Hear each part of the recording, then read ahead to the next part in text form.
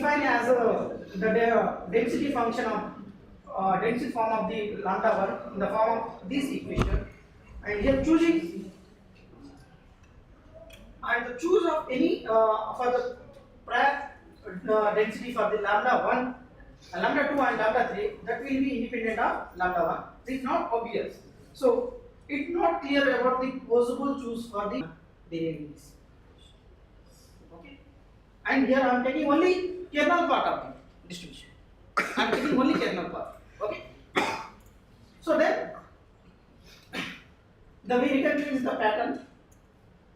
So in that equation, what is the lambda 1 follows here? In the form. So I'm pick this. So here lambda 1 given x follows and y given y follows with the gamma alpha 1 plus summation xi and delta 1 plus l. Okay, and the second factor we cannot define in this case. So we can do only numerically. We have to or done with numerically. Okay, so we introduce pseudo gamma pair. That's why we introduce pseudo gamma pair. So we so in this case we take the bivariate pseudo gamma pair and allows to incorporate external information and of the dependence between the parameters. This is the notation here we introduce hyperparameter Z3 of the gamma pair. The plays the main crucial role in the defining post prior dependence between the lambda 1 and lambda 3. So and there are important of the considering this pseudo gamma pair in the developing the posterior information and to reduce the computational complexity and the closure form of the expression of the marginal distributions. Okay. Now we consider some special cases of pseudo gamma distribution pair. So here and hence, so analytically the computations and simulation algorithms are easy to implement and render the intelligence equal to its properties. So now I'm going to the some goodness of a test for the pseudo Poisson data. Here we introduce some pair. So whenever we reject the given region can be computed with a given level and the cutoff value for the distance measured is determined. So these are the completely we have taken the test statistics for these things, and we are in this one we goodness of it based on the unique characteristics like a consistent test and based on the movements the non-consistent test, as well as we derive simple classical chi-square goodness of fit test. So here we done this test, new test based on the movements. So here we consider index of Fisher indexes of dispersion matrix is not a unique, but we are taking this covariance matrix of the. You are taking covariance matrix. Z is the general dispersion index. This is the general form. Given. This is the general form of the d-dimensional discrete randomizable Z, and the mean vector is Z. So for that, in this model, we apply the pseudo Poisson model to test. This is the form of the mean vector is this is the equation number 20, and the covariance matrix is this is the form of the my pseudo model. Okay. So then we consider after that we consider the generalized dispersion index for the model. Here, this is O dispersion. So my model is I am taking only O dispersion data set only, positive correlated data. So in this case, so which is O dispersion. So now next is we have taking the for count data set for the Fisher integration is the this is the test statistics for the null hypothesis which reject the log value of Fi. So this is the asymptotically distributions. It follows normal with. This is the condition with a sigma z by root a. This follows asymptotically normal with 0, 1 as n tends to this test. So we are another test we have considered monas and gamete history. It's called MG method. So this is the derivations of this test actually. So we don't have that. So much. This is the general form of the Gamero and GM method, and we apply here. We put it in the. This is G is a generalized function. Probability generalized function we are taking here. So this is the test statistics, and we have done with this simulations using this method, measurable function. So another one is Kuchalakota KK method. This is also one of test statistics using. In here we are taking empirical probability generating function. So using this test statistics. Okay. So here T and T2 are absolute values. It's less than 1. So you have five more. Yes, yes, almost done. Almost done. This is the mean encoding. Then others are the simulations. It knows very well. So we are taking this supremum test. The limit is -1 to 1 and -1 to 1. This is a supremum test. This is a we construct using generalized probability generating function using this function. Supremum of T1 T belongs to this limit is -1 to 1 and -1 to 1. So we have to asymptotically it follows P distributions with the answer time. So here we define classical goodness of fit test with compute up to k values. So this is the table, the general form of the table, the k plus k, k into k form. And this is the test statistics equation number 28. And then degrees of freedom is k plus 1 into k plus 1 minus 1 minus 3 degrees of freedom.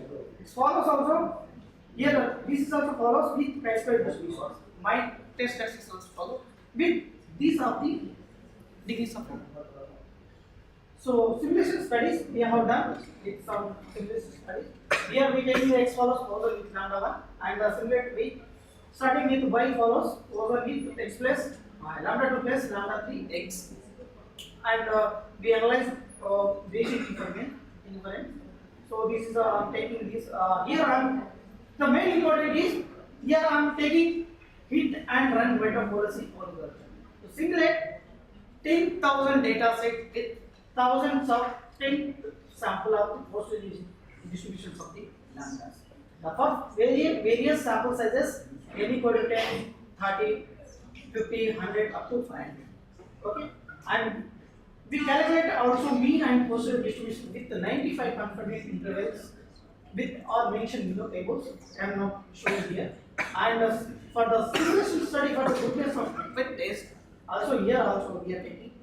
So same thing, and here we fix with 5,000 and 10,000 data samples with n samples. So this is the same algorithm of the goodness of test based statistics. So here I am considering one data set.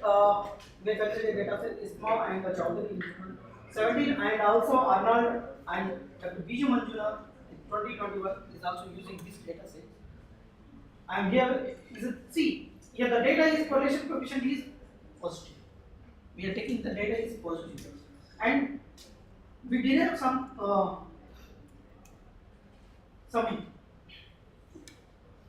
full and sub models where lambda 2 equal to lambda 3 and lambda 2 equal to 0. Here the two sets are using. I'm not showing it. It's a big. Yeah. So that's why I'm not saying. And you have to find out the empirical p values for the full and sub model also. So this is the health retirement data study state. We have done these parameters. The data set value, the first data value sample size is 5,567, and these are the test statistics values for the various model, various test statistics, the p values and test statistics values. Okay. And similarly, I am taking the one more data set is accident data set in a hospital. There is the one case in hospital how accident. You will be sharing your presentation with them, correct? Yes. So you can skip it. Okay. So these are the same story, and the main conclusion is to distributions we need to consider the first choose the modeling bivariate count mirror whenever the one is marginal and the liquid dispersion and another is marginal word dispersion. Also due to similar section and a pseudo-closure allow simple to simulate. So here are my few references. So here are my few references. Thank you.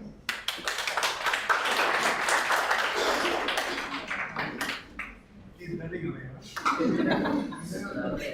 Yeah, maybe boring. Okay, so we have, like to be very honest, this was beyond my level. Okay? I tried to concentrate and understand what I could understand only symbols. Okay, but for you guys, it should be much easier.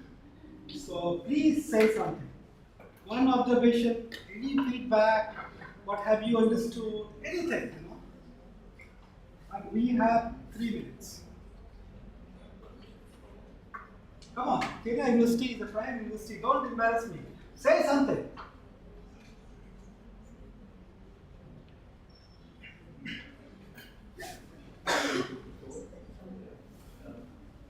I'm curious, did you try using effort testing in goodness of fit? Yes.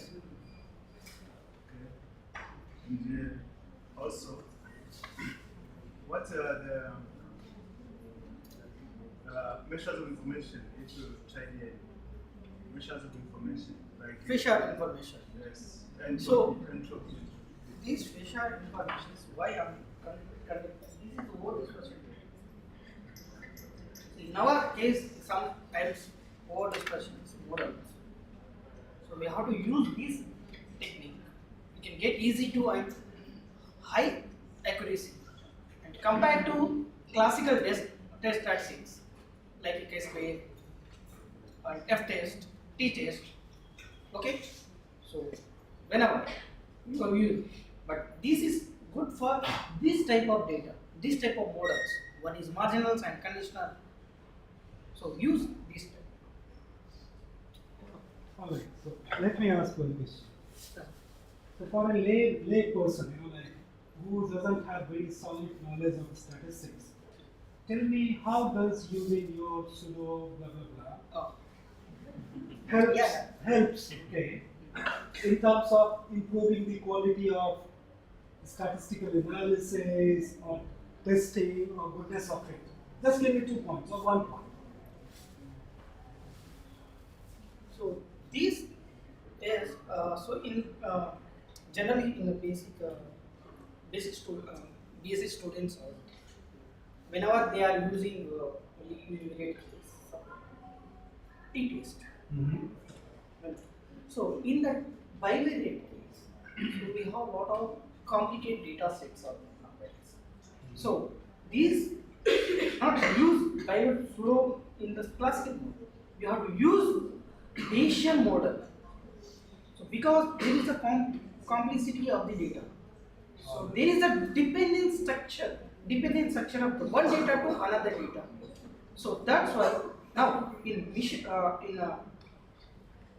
GDP data, that depend to one person to another person. Okay, so you have to use this model. Alright, so colleagues, so if you are dealing with complex data sets, okay, then you should try using this. Yeah, it only count model, count data, and use another. If you have continuous data, you can use exponential or logistic. So count means discrete data. This. Alright, so with this, thank you very much. You have a very good he has. Have you compared to other bivariate Yeah, I can distributions? compare. Like bivariate boson? Bivariate boson and bivariate Kahneman-Maxwell boson distributions also. That's why I'm. Okay, you can, both of you can discuss, like doing tea break.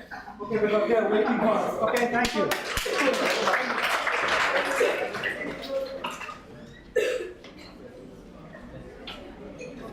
What happened? Sir? Then You have to take both the hands. So,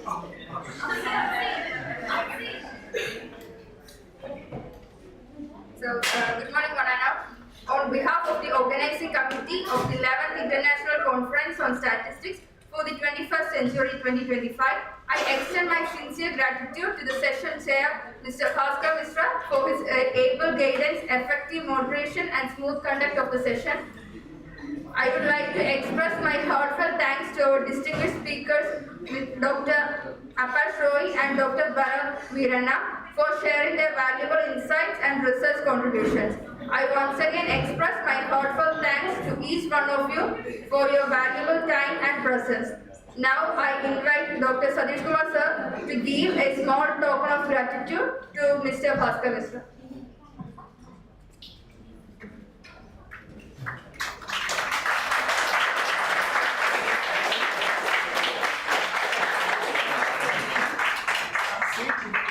This is what you get when you go unexpected things. Just a minute. Okay, thank you. Thank you. Thanks for it. So we go. So then we can go to there. Others are there. Reached there. They are discussing. Please come. So with this we conclude the session. Thank you for your kind participation. We have yeah. Within 10 minutes. 10 minutes. Yeah. We will now have a tea break for 10 minutes and resume the session after around 11:20.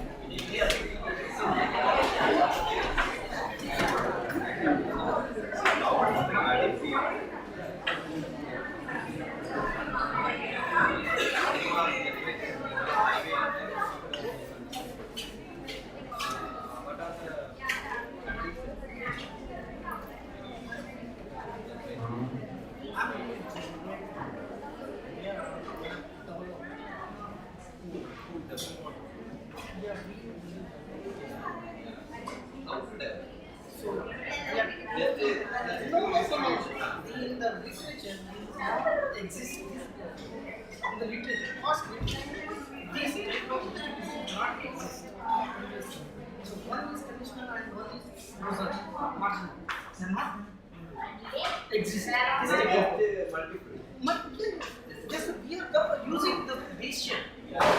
So, but in that case also, we taking only single polynomial case.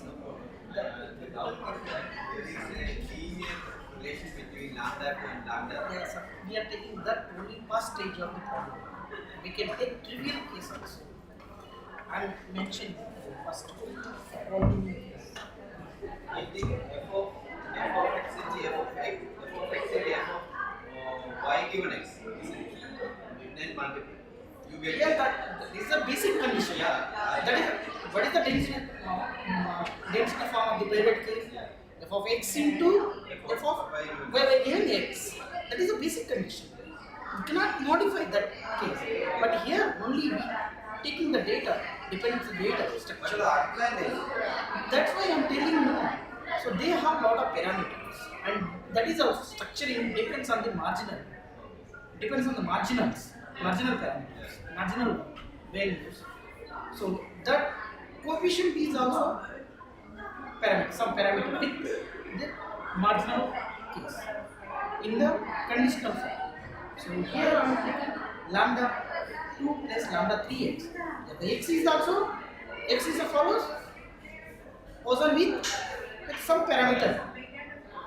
This is a simple case. Whenever we take 3 parameters by a polynomial case. What is a polynomial case? plus bx plus cx square. There are 3 parameters. Pyramid. Yeah. So there is also some constraints and the product of the higher case. So this type of case will be available in the market. Saying about what are The only thing we have to exist. The only thing is, the main point is we have to exist this type of previously it not exist. That's why we consider Just this type you develop and compare to other other products. So this is it's give good results. Sure. Can you develop also genetic? Yeah, it's already there. Is there? Is the geometry is not there. It will become exploration. Same person. Processes are same on different data types. Depends on the data mode. Some all data are not follow Poisson, not follow exponential, not follow geometry, not follows normal. Just the data depends on the data. the pseudo process is not developed. Yeah. Me and my guy. Pseudo means This is a assume. Yes. Assumption. also is also a assumption. No. This one is the name of the author. No. It looks like it's developed the process distribution. It's Author name is author. yeah, I know. It looks like person. Yeah, it looks like person. It follows person.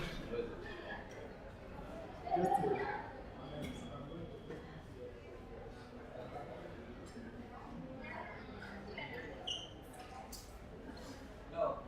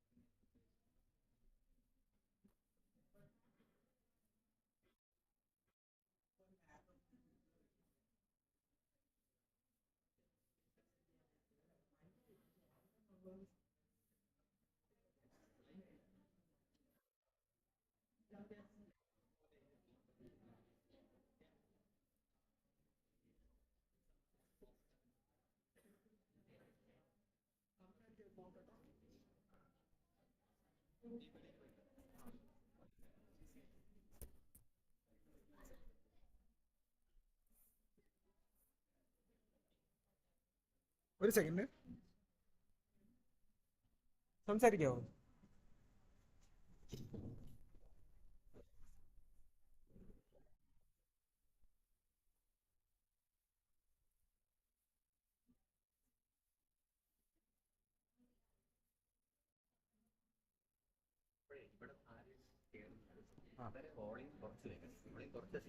എവിടെ നിന്ന് ആര് കയറുന്നു?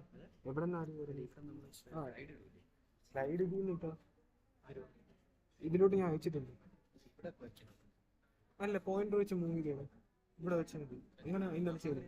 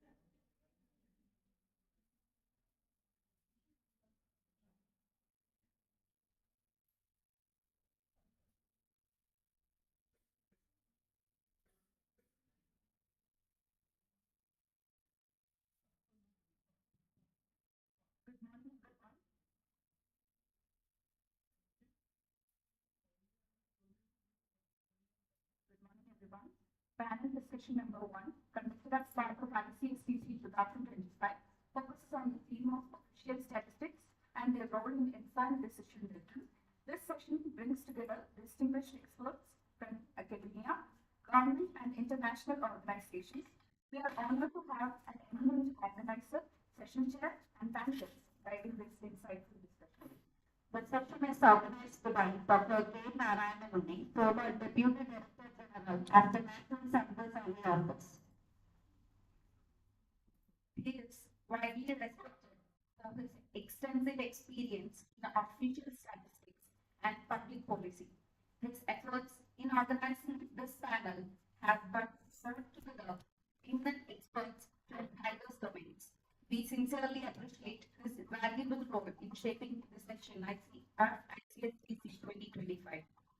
The panel discussion is chaired by Dr. P. Mohanachandran Nair, a distinguished academic from the Department of Demography, University of Kerala. He has made significant contributions to population studies and official statistics through teaching, research, and policy engagement. His vast experience and leadership greatly enriched this panel discussion. We are grateful to have him guide this important session of Icstc 2020. Our first panelist is Dr. G. Ravindran, former Deputy Director General of the Central Statistical Office, Government of India. He has played a key role in strengthening India's official statistical system. His deep understanding of national data frameworks adds great value to the discussion. We are pleased to have his expertise in this panel of Icstc 2025. We are honored to have Dr. P. C. Mohan, Chairman of the Kerala Statistical Commission, as a panelist.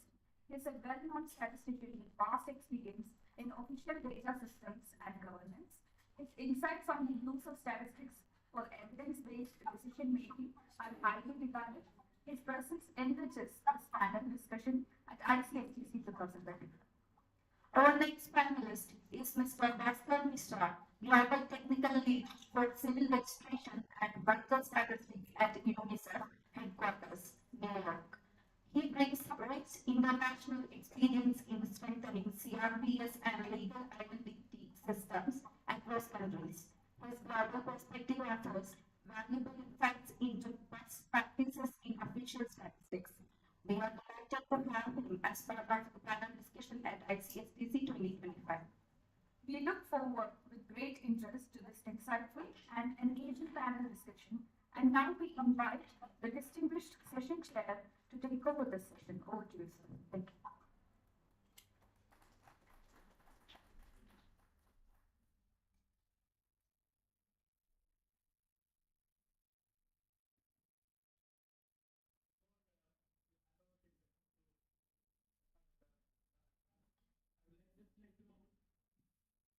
I'd just like to mention about how we came to this.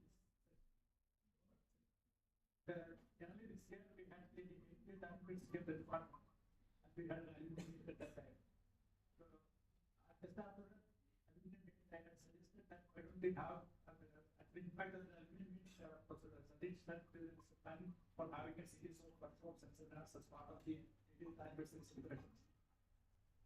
So, that's what I suggested to Manoj, the study of percentage. That we can have a session on official stats. So then I suggested why don't we have the schedule to when Bhaskar is here, because Bhaskar's wife is from Kerala, so he was going to come here. So I suggested, like, in fact, I had also discussed with his wife to give us a transportation. So then we left it like that, and then when I came to know that Bhaskar is coming on leave, I then contacted Manoj and this, and that is how we came to this session. The basic purpose of this session is basically to introduce you to the data systems in government, and then focus of one or two topics, so that we have an idea of how the official system works, and then what are some of the issues which students and faculty or researchers who make use of the data should take care of. They should understand before they start looking at the data first. That is, that's one of the issues that can come up statistics like that. The future, how the future changes like that. That's all this thing will make. Partner is having a wide experience in international level, and UNICEF is one of the pioneers in many of the GT strong statistics. So we would be talking about that also. And on the top is Demal, based on his Demal experience, some of the issues. And then Dr. Ellington will be talking about industrial statistics. That's one of the important sections of the statistics in statistics. And then I will be talking about how the census is evolving and what is something in store in the future. So that's how we plan this session. So I'll hand over this to the chair of this panel. Good morning to all. Today we have a very important panel discussion for basic statistics for other discussion. Then along with that we have several types of official statistics. Then these statistics is not accurate from this circle and covering all aspects of this statistics. I have the limits of population data. That is most important of three important constant population data is census, SR, computational system, and CR, civil district. We implement CR at the first government fix by the government of itself. That is, as the minister of the birth center and number heritage, etc., the real local bodies. But it is not functioning very well. We are not covering all because most of the people are this type. They do not know the importance of this type of data. And only the birth certificate is necessary for the time eligible for the school admission.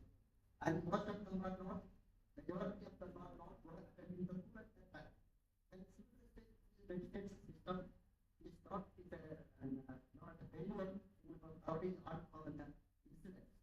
When the government started the sample-based statistics, sample-based statistics, there are collect the sample, select the sample and select the one from the place and selected samples. So for example, in Kerala, there is 280 sample units. When the sample unit is started from the urban area, then other area is from the rural area. And they select a sample based on the previous population census. But the happening of this system, the sample is not changing everything. So this is reporting of the and that's the rural system. In the rural area, rural population that's collecting the data, and the urban area census office itself.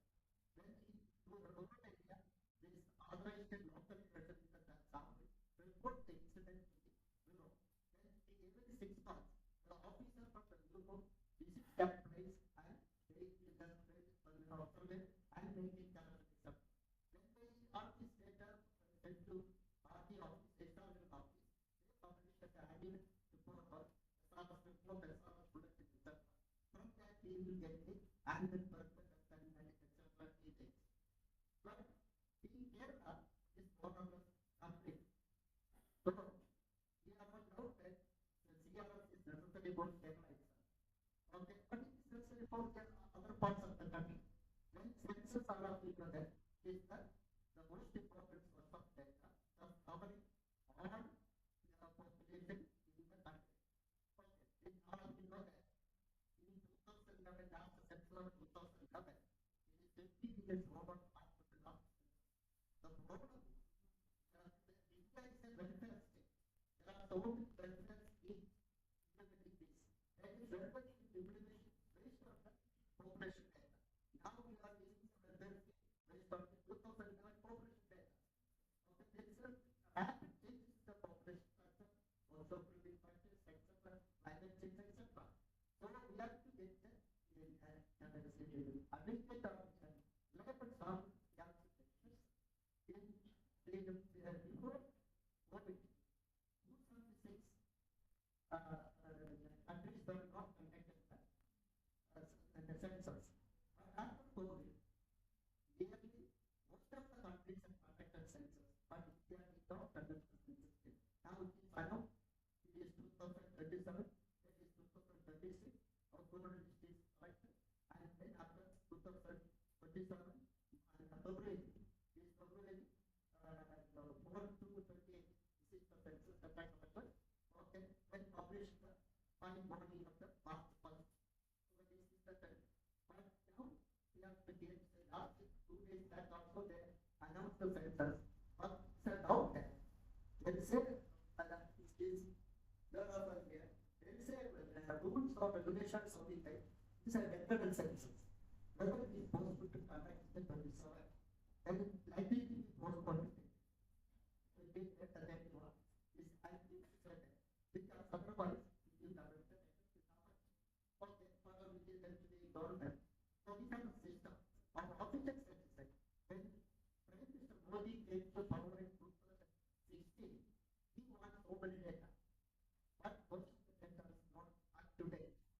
Then he started the arm of the data system, and now it is because not only that, because of the technological change, the system is not having data, and but that is now this coming census is based on the next one I want to say.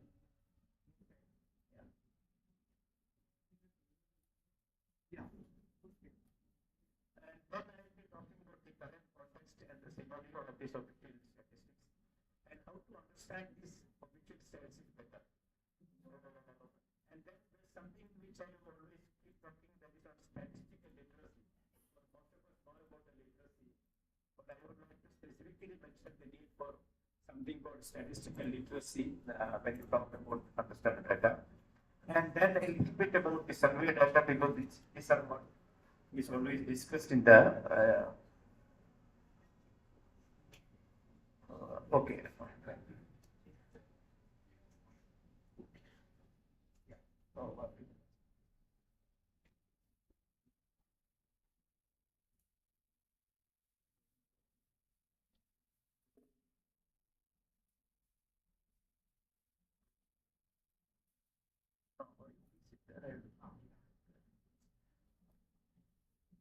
I think you have to go back now.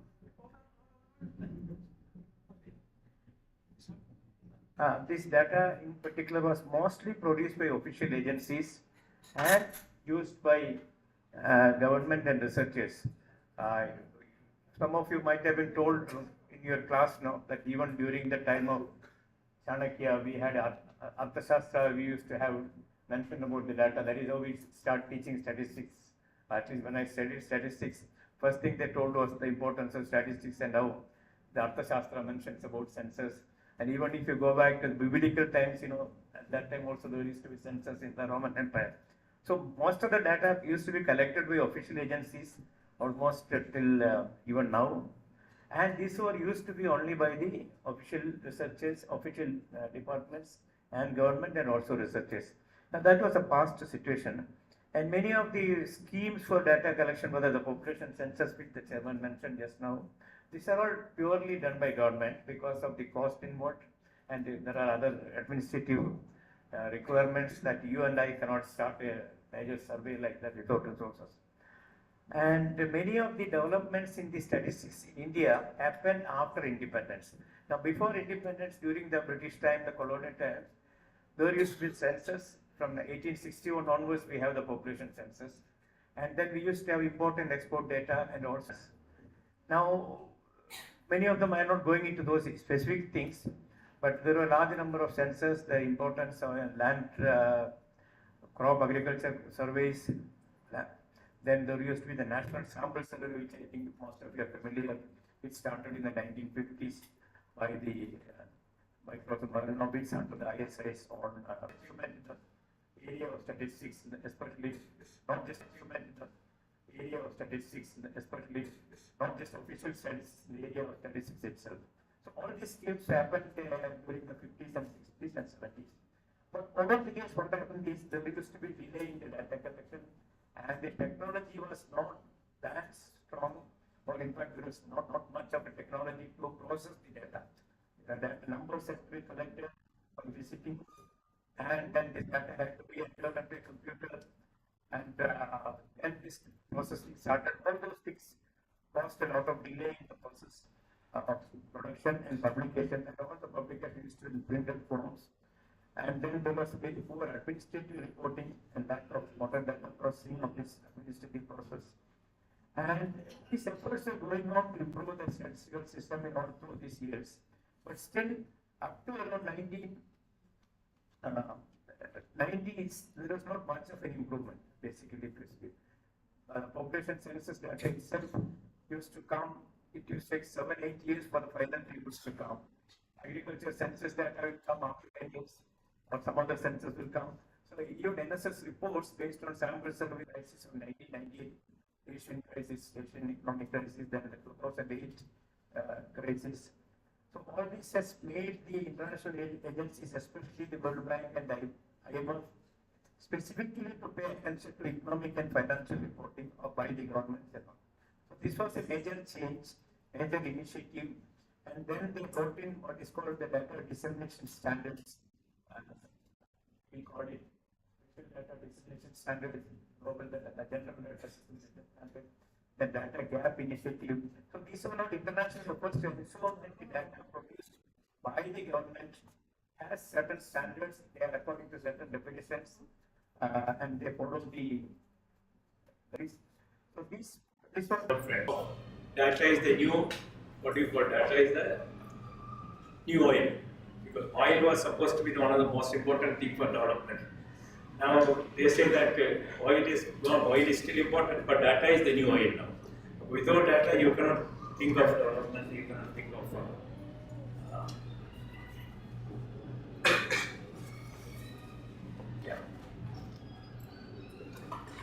Is now accepted as a public good.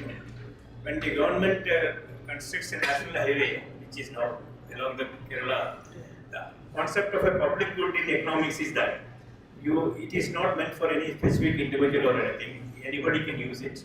And these are big projects that individual agencies will not develop a highway. And once you have developed one highway, there is no point in having another highway. So some of those properties are there. In economics, they call it a public good. Now data is also now treated as a public good. You collect data, it can be used by anybody. Just because X uses the data, that doesn't mean Y cannot use it. Y can also use that. So all of them can use independently, and it is to be made available like any other public good, like national highways or railways or any other good. So this is the kind of understanding that is we have about data, that it is a public good to be produced and provided to all agencies. That is one thing. Second is there is an increased digitalization of data at source. Instead of earlier filling up all the forms, now most of the forms you fill up online now. So the question of filling up a form and then somebody using the return form is changed now. Everything is a digital kind of thing. And it has become much easier for data analysis and dissemination. In our time when I joined, we have to enter all the data on punch cards. I don't think any of you have seen a punch card. In 1978, when I was doing programming, this data had to be entered on a punch card, the 80 column cards, and these cards you carry in a big center, run it and get an output of it. That was the system. Now nobody can even imagine that. Data is straight away available. You have to download the data, or you have this artificial intelligence now, or directly you get the analysis result. So it has changed, everything has changed now, the context is changed. It is become easy to do this. And there is a social media engagement with data, which again I mentioned about data journalism. So there is a lot of engagement happening in the data field. So we are all living in a new kind of thing, and we are much lucky compared to the resources that you have. But what this means is also that the data producers, there is an increased public scrutiny. So any data set that is released is immediately scrutinized by the journalist, by the public, by the politicians, people, discussed in parliament, discussed in academic bodies, everywhere. So there is so much public scrutiny of the data that one has to be very, very careful. For example, when I joined service in 1978, I could write a report. So now that is not the case. The moment the report is released, within 10-15 minutes we start getting call from journalists and others. Have you seen this? What is the implication of that? Similarly, you must have seen recently there is a report on extreme poverty, applying news and discussion. How is this prepared? Then we have to go and explain what is the difference between this poverty and another poverty. Because there are a lot of numbers on poverty coming up. Extreme poverty is now 0, but then there is another kind of poverty which is not 0.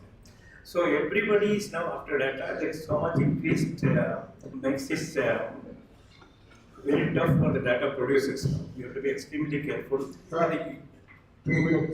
Oh my God! Then I think I'll ask for another 5 minutes or 6 minutes. But I will keep quiet after this.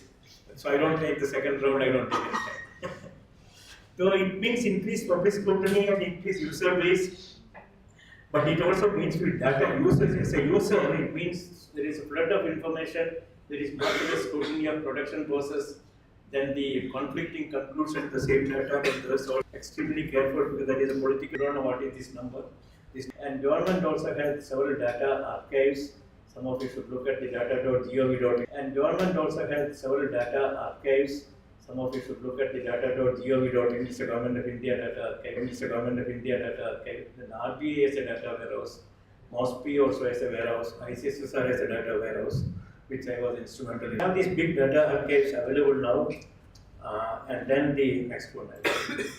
Now, you need to look at the data generation process, which is what I want to stress most. So many of the researchers, they don't really do this, from my experience. So you do this, from my experience. So you look at the data generation. How is this data generated?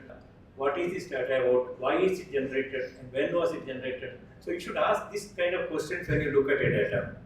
Don't just accept a number and immediately go about publishing. And then use understanding the metadata. Metadata is what we call data about data. If I simply say birth rate is so much, then I should know what is the definition of a birth rate. That is part of the metadata. How is the metadata defined?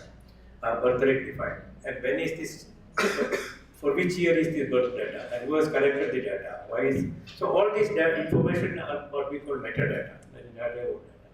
Now there are metadata standard developed.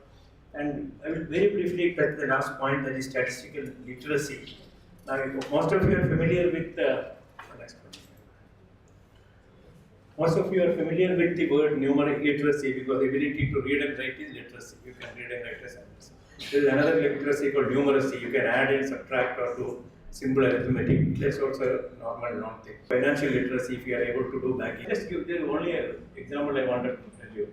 During COVID-19 crisis, I think all of us remember in the evening we used to wait 6 o'clock. In the evening we used to wait 6 o'clock for the press conference by the Chief Minister. For the press conference by the Chief Minister. Everybody was interested in the numbers. How many people have got infected during that period? Or how many? So that kind of thing almost continuously for almost 3 months, I think every one of us used to see the TV or just to look at the numbers. So that is the kind of interest that has happened. That came about numbers. That has survived all these now. And all of us with that. I think this is the last one. Same thing goes with survey questions. Everybody quotes the survey results in the newspapers and the general discussion. But very few people understand what are the questions asked in the survey. That is the most important thing. What questions are asked? What are the instructions for getting these particular numbers? And this is again survey metadata we call it. I give one example which I think you can look at that. The same question can get different answers in a survey, provided it is not asked. And these are certain things which we don't, as a statistics student, we learn survey sampling. And there will be some instruction on how to design a questionnaire and all that. But we normally don't really look at how the question is framed and how the investigator is trained to ask this question. So there are these same question asked in a different way can produce different results. As seen in the National Family Health Survey, there's a domestic violence question that gives all kinds of analysis because nobody looked at how the question was asked on domestic violence. Have you stopped beating your wife? Means I say yes or no. That is the kind of question they ask. I say yes. Oh, that means you are doing it earlier. No means you are still doing it.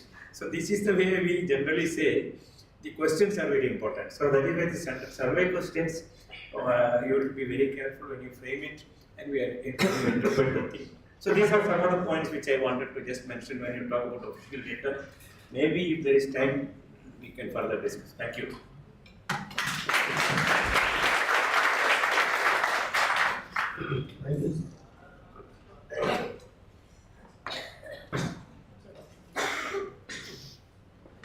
Okay, the questions and discussion is in the last. And second, I request Oscar, please. Please limit the speech within 15 minutes. Yeah. I'm noted.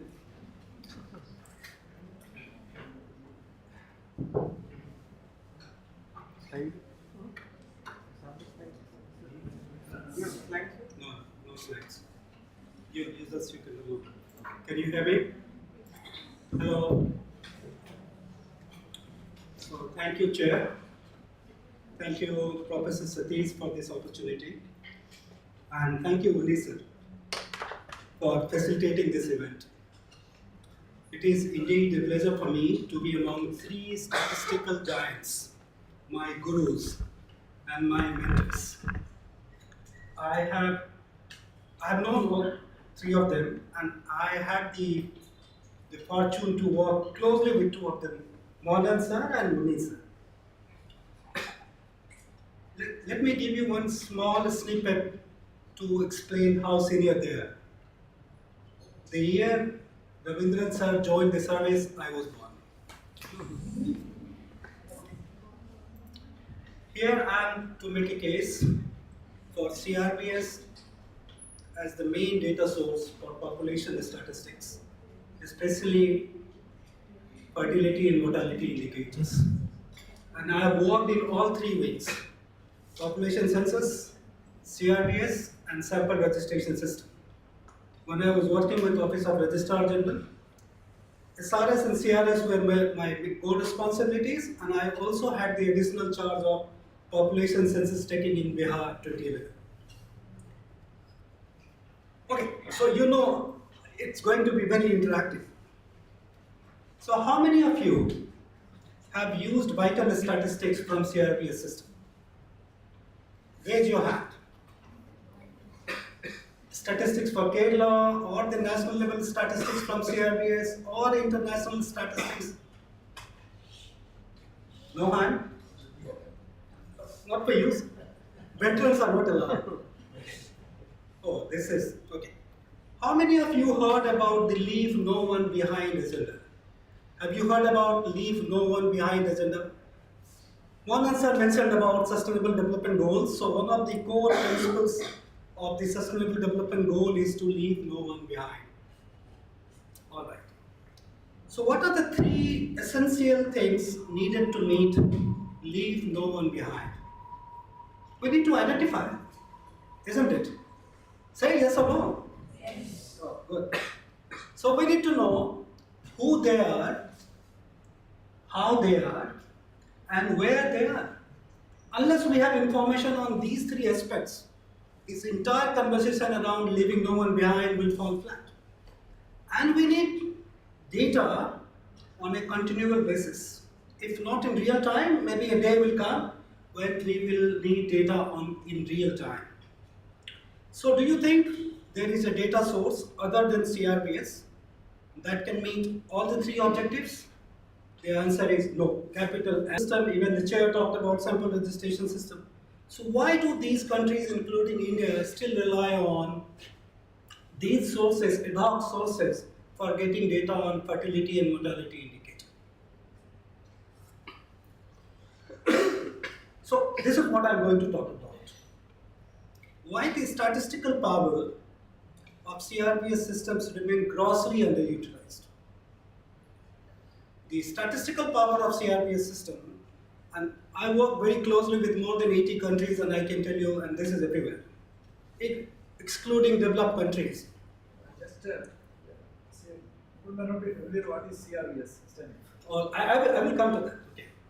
So I will start with the global perspective, then come to South Asia, then India, and finally to Kerala. As you know, CRBS, civil registration year, 101,000 remain unregistered, which is roughly 72%. And another 44,000 go uncertified. What do we mean when I say uncertified? Means they are registered, but they don't have a birth certificate. Regarding children under 5, 150 million children remain unregistered and another 50 million are registered but without a birth certificate. So, in all, 200 million children under 5 lack proof of legal identity. Between 2019 and 2024, more than 500 million children. So, the system has to be very flexible. So, what are the countries or geographies that have the maximum burden of unregistered children? Sub-Saharan Africa has almost half of unregistered children, 49% to be precise, followed by South Asia with nearly 30%. So Sub-Saharan Africa and South Asia therefore remain our focus areas. And top 10 countries with the maximum number of unregistered children are, and before I name them, can you make a guess whether India features in that list? Yes or no? Say something. Yes or no? It does. India ranks 4th both in unregistered under 1s as well as unregistered under 5s.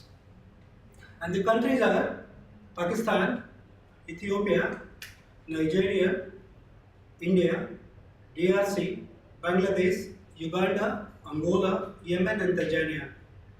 And they together account for 67%. That means if we can take care of these 10 countries, then we are good to go.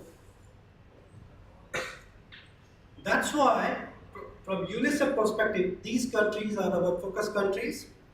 And unless the birth registration uptake in these countries improves, we will miss the SDG 16.9, which is about legal identity for all, including birth registration.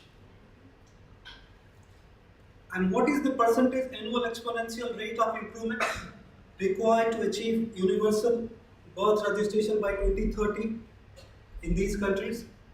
It ranges from 2.4% for India to 63% for Ethiopia.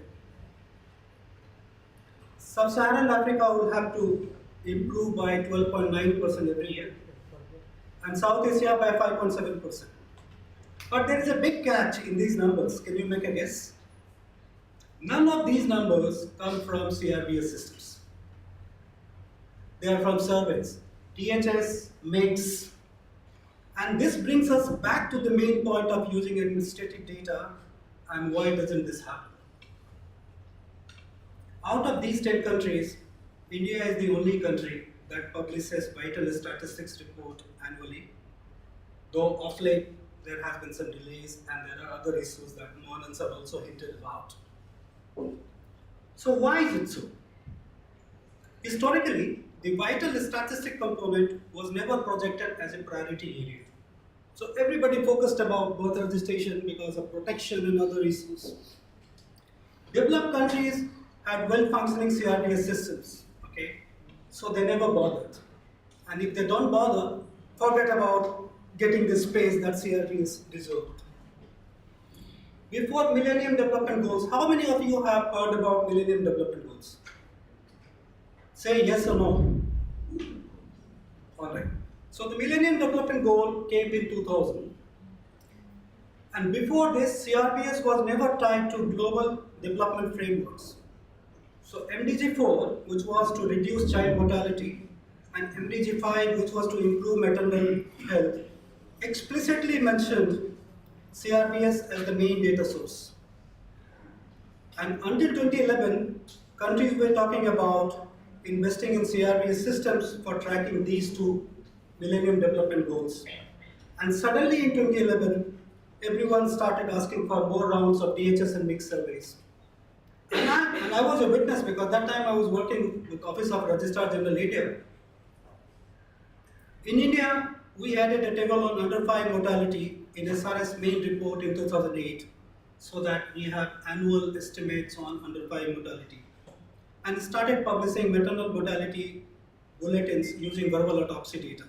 So like other low and middle income countries, we were also on the same boat. The biggest limitation of MDGs was that relied on national estimates, and that was a heavy blow to CRBS because countries started using surveys and other data sources for reporting on MDGs. This changed with the Sustainable Development Goals. Leave no one behind agenda required measuring progress up to the last mile.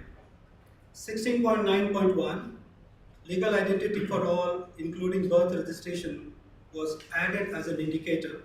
But again, they decided to go for under 5 birth registration rate to measure the progress. And this was another blow to CRBS systems, as under 5 birth registration rates generally come from survey systems. An attempt was made to balance it by adding another indicator, 17.19, 100% birth registration. Is that if there is no integration, then the CRBS system will continue to suffer. And UNICEF, UNDP, and United Nations Statistical Division co-chair this agenda. Let's look at the remaining story using India as an example. When I became Deputy Registrar General in 2007, there was a backlog of vital statistics reports since 1995. No report, no vital statistics report. So in 2008, we cleared the backlog and also started publishing annual report. Long story short, the vital statistics report for India suffers on following counts. First, we have inflated numerators.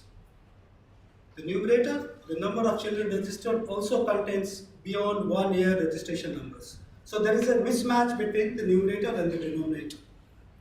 Still, quite a few states don't generate all UNST recommended tables. United Nations Statistical Division, they recommend 20 tables to be generated from birth registration, 17 tables to be generated from death registration, and so on and so forth.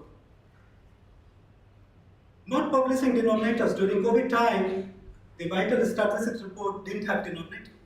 So this was a big question, and precisely because there were controversies around excess COVID numbers. So that also undermined the credibility of the vital statistics system in India to some extent. Mohan sir will say to a large extent, but I'm just saying to some extent. Both SRS and CRS reports have caveats now. When I looked at these two recent reports, I was surprised. It says data has been collected by state governments, blah, blah, blah. So in a way, the central government is just putting the onus on states, which is not fair. So what is needed? It is time to move from SRS to CRS for the majority of states. The revision of SRS baseline will start in 2027, presuming that the census happens after the population count. And now is the best time for the government to announce it. That way, states will have at least 2 years to bridge the gaps and be ready for it. Last slide, my last point. For Kerala, they should have switched over to CRS long ago. With 100% birth registration coverage for decades and nearly 100% death registration also for decades, I don't understand the reason for this hesitation. In 2010, we did a comparison of CRBS-based infant mortality rate called the then Registrar General Dr. Chanmoli, and he wanted to have a simple survey here. I said, like with your low level of infant mortality rate, that would mean you will have to cover entire Kerala. Going forward, I would say it's time for Kerala to switch over from SRS to CRS. Of course, under the new sample registration system, there will be subsamples, okay, so that the national estimate remains representative. But if they miss this time, it's going to be a very costly mistake. Of course, there are quality issues. If you look at the quality of data, CRS data, there are huge challenges. In 2008, I wanted to add a table on maternal mortality, and I thought that the Kerala would have the best numbers. And they sent me 6,602 deaths, maternal deaths, and you will be surprised, 403. Yes, sir.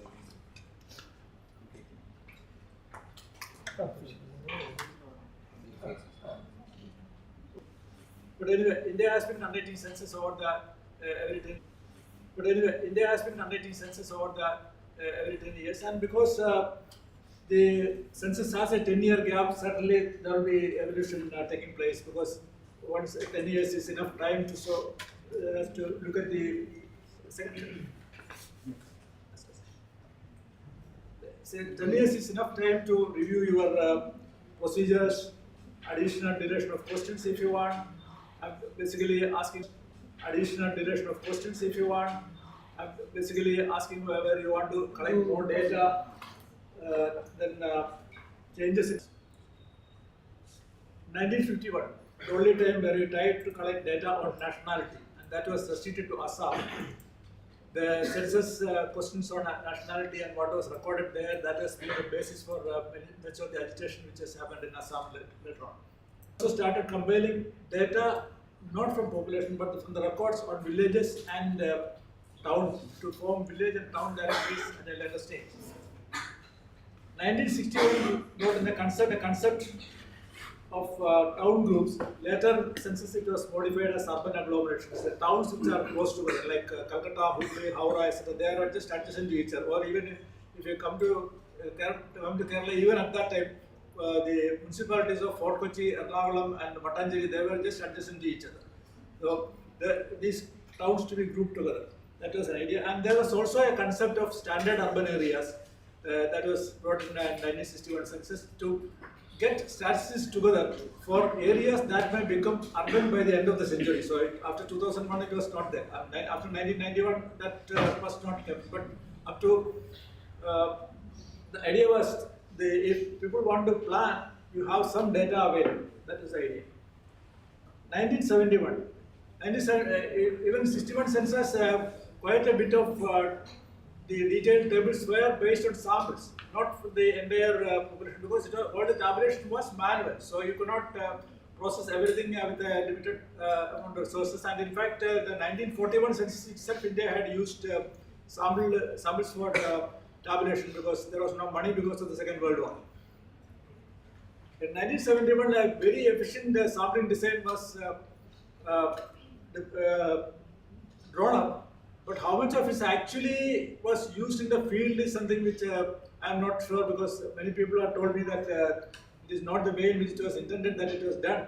So then 1971 also started using computers for tabulation in a limited manner, only for the tables in urban areas. 1981, sampling was used for data collection. Certain questions on fertility and migration.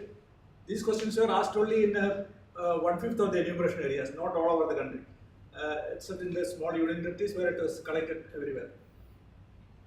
Then used data to tape machines for data in the computerization.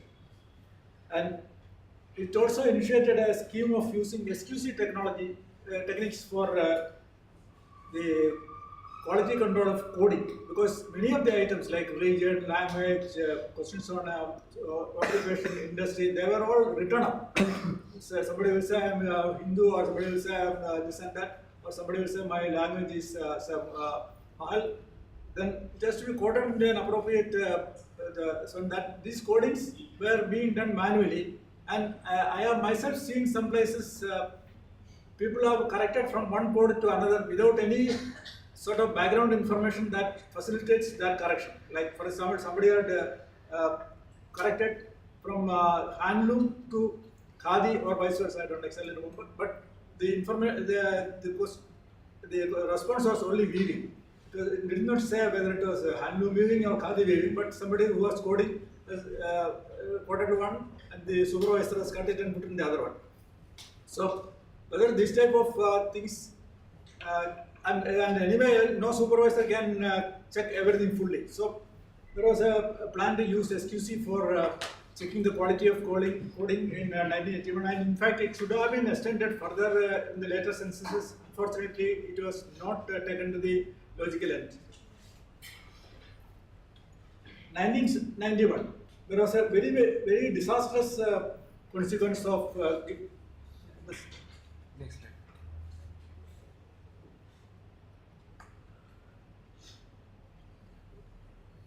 So it's moving. 1991. 91. Next. Yeah. Next. Yeah, that's 1991. We didn't have enough facilities for the data entry. At that time, government decided that we should have more because population was increasing and all that.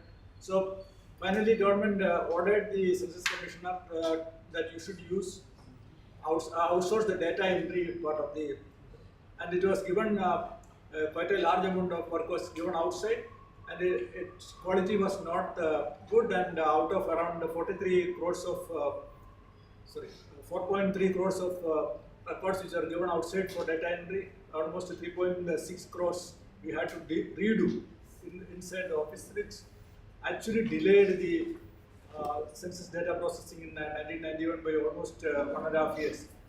Unfortunately, the census sheet is available on the census website, doesn't indicate this information. Then data dissemination through electronic media was started in 1991. In fact, I was in charge of data dissemination for some time there. Then in 2001, use of intelligent character recognition (ICR) technology for converting from the questionnaire to the computer files. This was initiated in 2001, and it was actually used in 2011 also. And 2011, one of the most important features was use of modern technology for the actual management, like barcoding of the questionnaires and the packets and all those things. It was not possible because some of them is not possible in earlier censuses.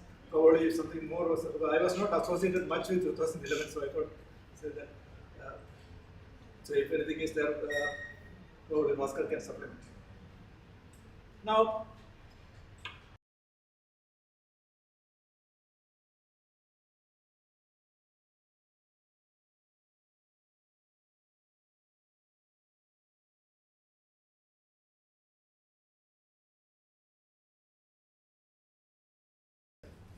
say if you go with the census questionnaire to every house, start asking questions. There are too many questions, and for every individual it has to be collected. I started my career in Trivandrum with a household survey on traffic characteristics, where the numerator was there and asked every individual wherever you went the previous day, what was the starting time, what was the ending time, what was the distance traveled, what was the purpose. And I found it. People are doing a lot of travel. It's so significant even at that time. That was in 1977. So, this expecting that everybody will listen to all these questions and properly answer, or some people may, which doesn't ask them to fill up the follow-up questions. These have been some of the problems. Like for example, if somebody says, ask where are you born, and then you say I was born in some other place. Then you ask when did you come from here, or how long you are staying here, and what is the reason for migrating from that place, etc. But if you say that I am born and brought up in this place, then that question is not there. So sometimes enumerator himself will mark it as born and brought up this place and go away. That possibility cannot be ruled out. So these are some of the issues which may be there. Now trying to collect too much data with available resources. Yes, sir. Then house listing. See, most of the modern and advanced countries, they start the census by preparing a list of addresses where people live. That portion is being supplemented in India by, or being used in India by a household enumeration of house listing, what we call as house listing. Enumeration of all the houses and households. It serves two purposes. One is to sort of assess the workload of each enumerator, and the other is to get an idea of the overall population, and then if necessary we are recarving out the enumeration areas. Now, since we do not have a house list of houses in any area, seats minimum, so they are enumerated only if they are present during the entire period, or at least for a part of. They are enumerated only if they are present during the entire period, or at least for a part of the period. Now, if they are continuously on move, then they will not get counted. They are not supposed to be get counted.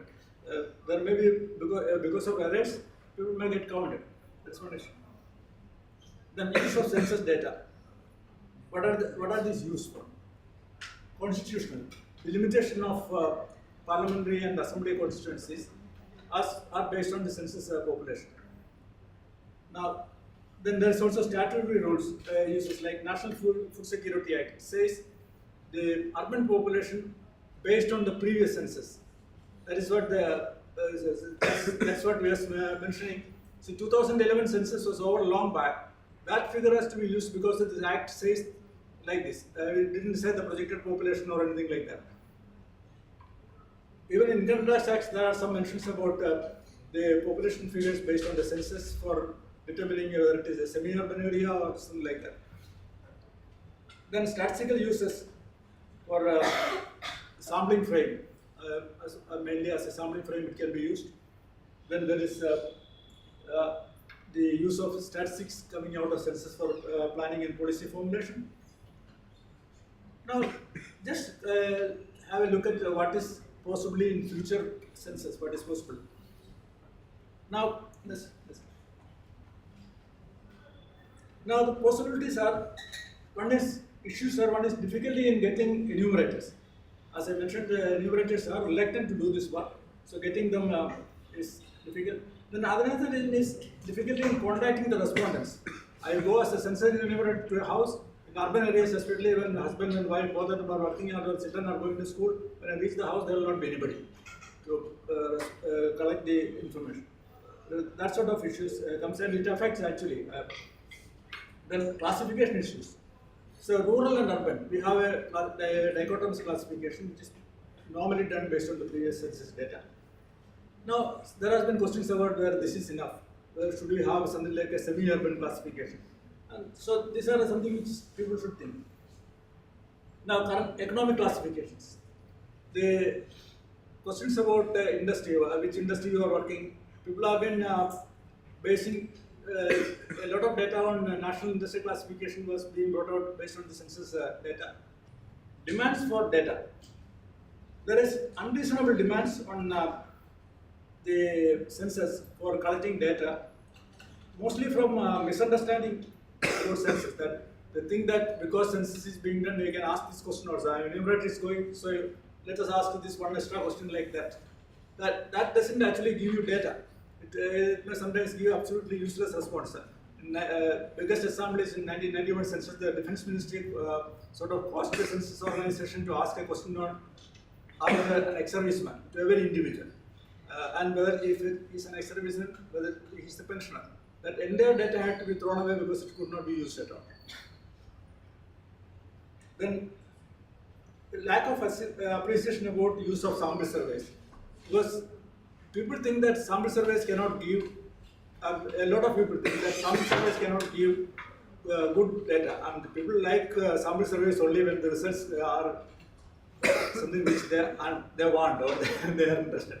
Otherwise they say that sample is not good and all that. But then they think that it can be done in census. No.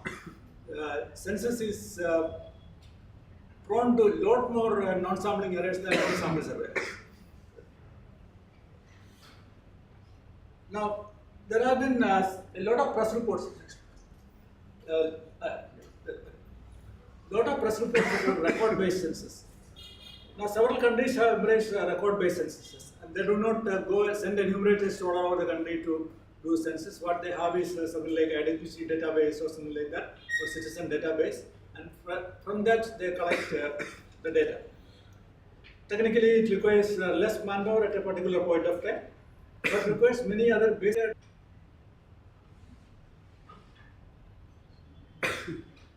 Yeah. Then, do we need to change from de facto to de jure census? De facto census is counting where the people are.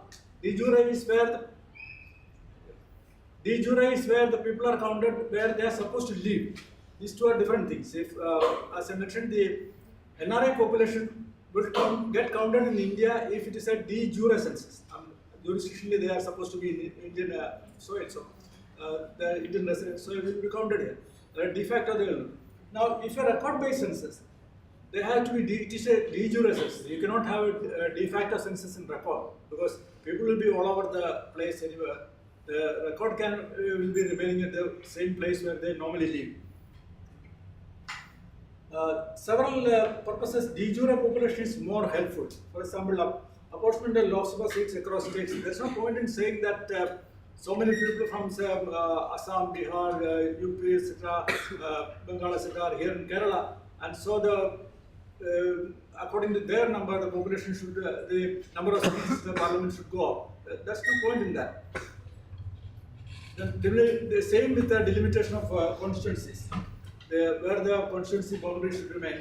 There was a court case in Gujarat in 2000, after 2001 census. What happened was when Panchayat Ward got reserved, just because a school for tribals were there, and those population who got counted there, because as per the census practice, it has to be counted there.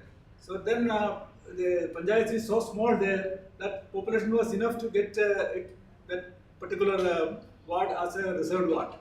So they represented saying that there is no population, tribal population in this area at all. So that happened because we are having a de facto population count. Then similarly for various programs also we need data as per the people where people live. Now, next. So, yeah, there is, as I mentioned earlier, people do not appreciate what are the limitations of census. So, people have to understand this. Census will not be able to collect all the data accurately, and sample surveys and record-based information are sometimes more useful than census. And then another thing is, the census has to have much shorter questionnaire so that it reduces the respondent fatigue and can collect more accurate information. Then, to have a better house listing. Presently, what happened is house listing and housing census have been merged together. So that creates difficulty in the sense that you are not actually focusing on the house listing, you are focusing more on collecting data.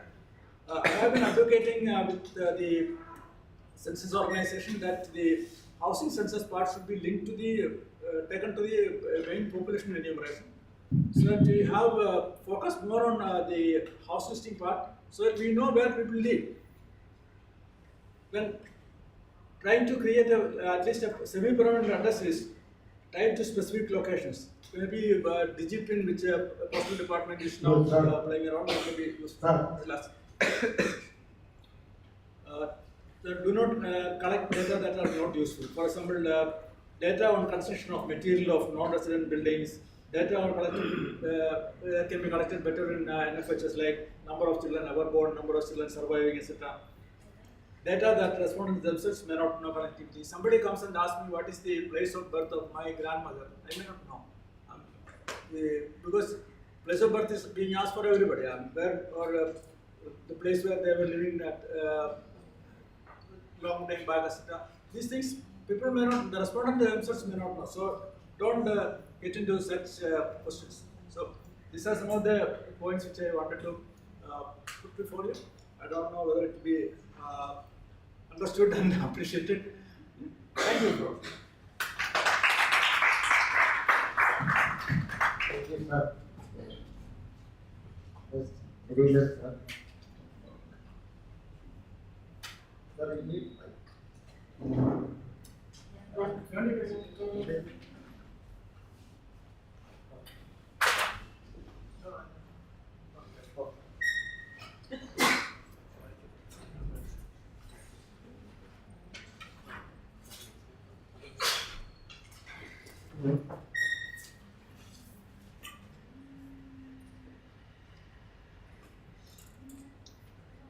Well, at the end, good morning to all of you again.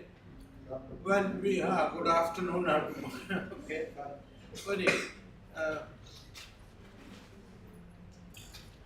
We have been hearing about statistics of human beings, rather, in the sense all census are related to human beings. And in fact, in the statistical system, there are only three elements on which we are collecting statistics. One is about human beings.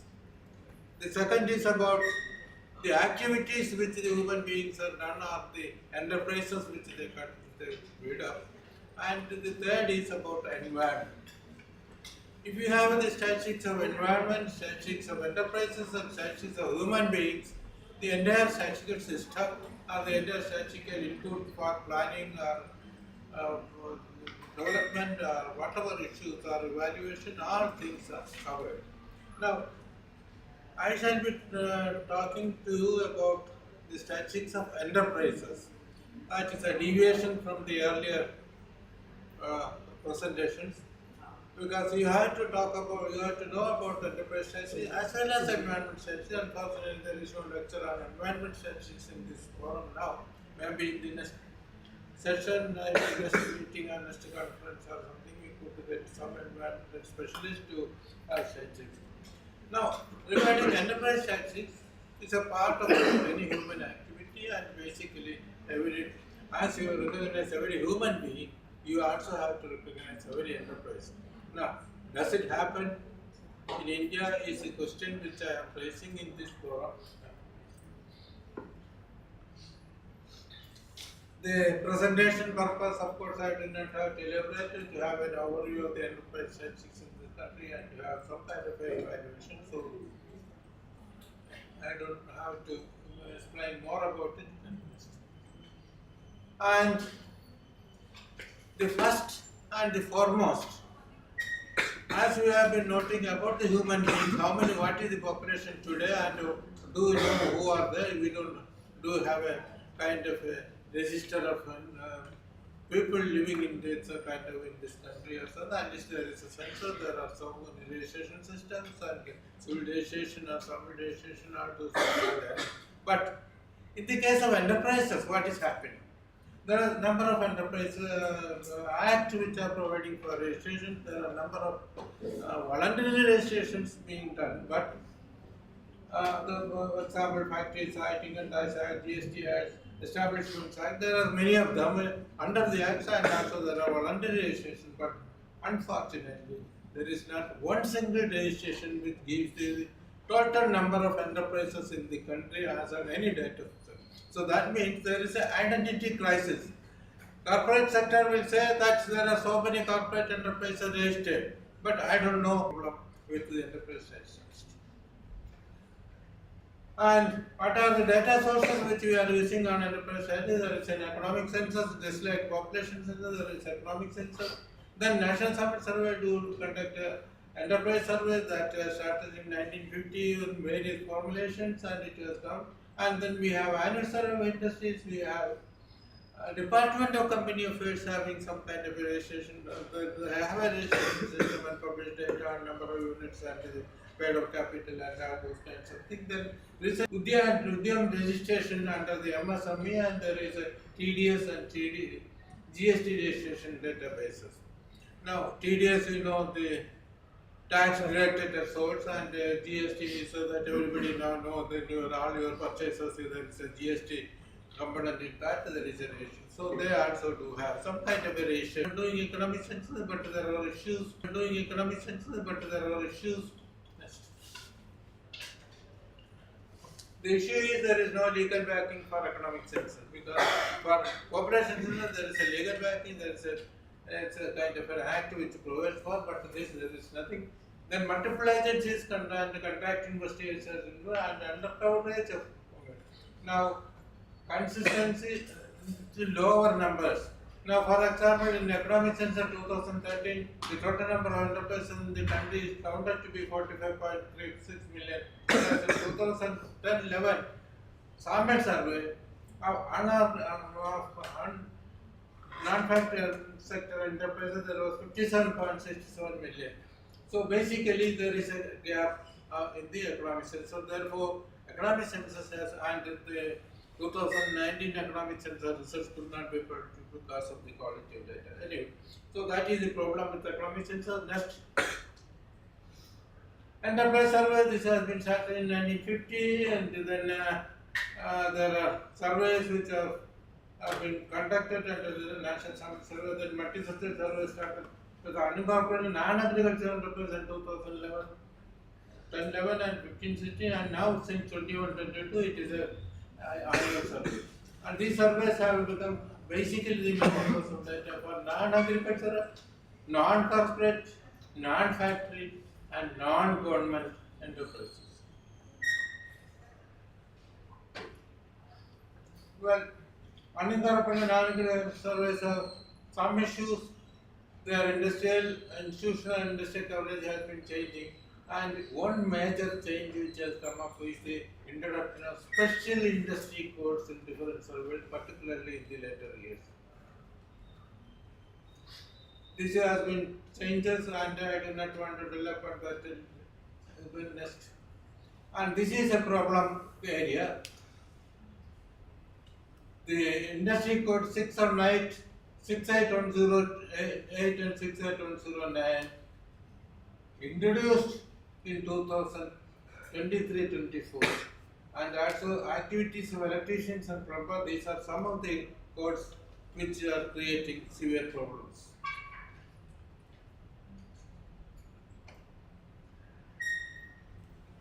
The 6810, these two codes are really relating to real estate. And in the real estate, if you have rented out a house of your own, you are treated as an enterprise. Whether that is as per the economic concept is something which one has to. But because of that, the increase in number of enterprises is just 4.67 million because of introduction of one code in the latest 2023-24 unincorporated enterprise. And whether the renting out of a house can be taken as an enterprise activity is a big question to be answered from the economic perspective. Then another code which was introduced is the inclusion of electricians and plumbers in the category of landscape care and maintenance service activities as enterprises. This has created an addition of 10.55 lakh enterprises just because of this, the change in code. And whether it is right or wrong is again a question to be answered. Well, there is other thing, religious activities of institutions have been included as a special category, which are actually non-market enterprises. And most of the gurdwaras in India today provide a free meal to the pilgrims, and that has also been listed as an enterprise. And so this is something which has created problem. And because of that, and this enterprise surveys have created some problem of loss of credibility and loss of comparability across the years. Next. Annual survey industries have been following, it has been being followed in several years, but then the problem is whatever is not covered under the annual survey of industries in the manufacturing sector is supposed to be covered under the annual survey of earning corporate enterprises and all that, but that matching, that complementarity is not happening, and the coverage of both this ASI and AICUS are not the same, and therefore we could not get even a manufacturing sector totality by completing these two. Well, DGCA is coming out of their own numbers and their registration of corporate sector, but one number which is there is, as per DSA data, the active number of manufacturing enterprises as of 31st October 2000 is 3.08 lakhs, whereas as per ASI, the corporate enterprises in the manufacturing sector is only 0.855. It's a huge difference of over 2.025 lakh enterprises between the two setups. And this is one real problem which has to be reconciled. This is the difference of 2.25 million manufacturing the corporate sector outside the factory sector is something which has to be, whether the frames of both needs to be reconciled. Registration, but basically most of the data sets are not available in the public domain, and talk about 67 million registrations and all that, but this data sets is said to become some kind of a public statistics. TDS database, total number of enterprises are still not available, databases are not being used, they are not in the public domain, and maybe in the long run it may have some kind of impact on the data statistical system. Well, there are multiple sources of data sets and enterprises are varying data. There is however no single list of enterprises. That is the main problem. No attempt has ever been made to reconcile the list. Focus on surveys have been on computational GDP and not on the welfare of the growth of the enterprises. Well, one suggestion which could be done is that just like our countries, we could also create some kind of vision register, giving a registration, giving a kind of identity to the enterprise, and then do collect whatever statistics could be collected. And then we do have the sources of creating the vision register either by TDS database or the GST database, which cover most of the things, and the rest of the things could have some kind of a area surveys, and this could be done. And that would require you have the total address spectrum, and then so that at least the total ASI and ASCS could be integrated or can be made complementary, so that at least we could have a total manufacturing system and revive the efforts creating this is what I expect. Thank you.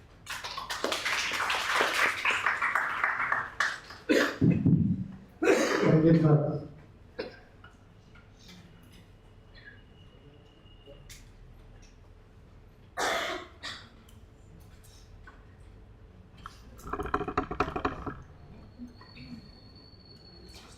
Okay. We had our excellent presentations by eminent personalities. And now we are beyond time. Now the first presentation was that is we mentioned about that is at present the tremendous data available, tremendous potentials are okay. Then all these data have to use or improve the lives of the poor and the marginalized people. And also that at present the data is publishing very shortly, and as mentioned by him, it is the data becoming a sensitive issue. Then Dr. Pastor D. Visra, as he mentioning about these sustainable development goals, no land leave behind. It is the motive. Okay. Then also mentioned that 67% of the countries, the vital registration system is not up to the mark. Okay. Top 10 countries have Top 10 16. countries. Have 16. Yes. Okay, there is that we have to discuss it more, and it is also true. Then Narayana is a detailed discussion on the census. Okay, then we have mentioned for the students. You read Madhavumi yearbook in Malayalam. There is a write-up on census. But there is everything 25. Yearbook 25. That is done by me. Then you mentioned about the de jure and de facto system. I have a controversy on that system. Also, this de jure at the price of presence and the de facto price of residence. I am not giving the discussion that we can discuss later. Okay. Then last presentation. The 3 presentation on women being. Last presentation is women activities of the women being, that is in agricultural industry, and also mention about the industrial growth. Okay, now it is open for discussion. Only 2 or 3 questions, not only from this audience, but the online audience are also invited.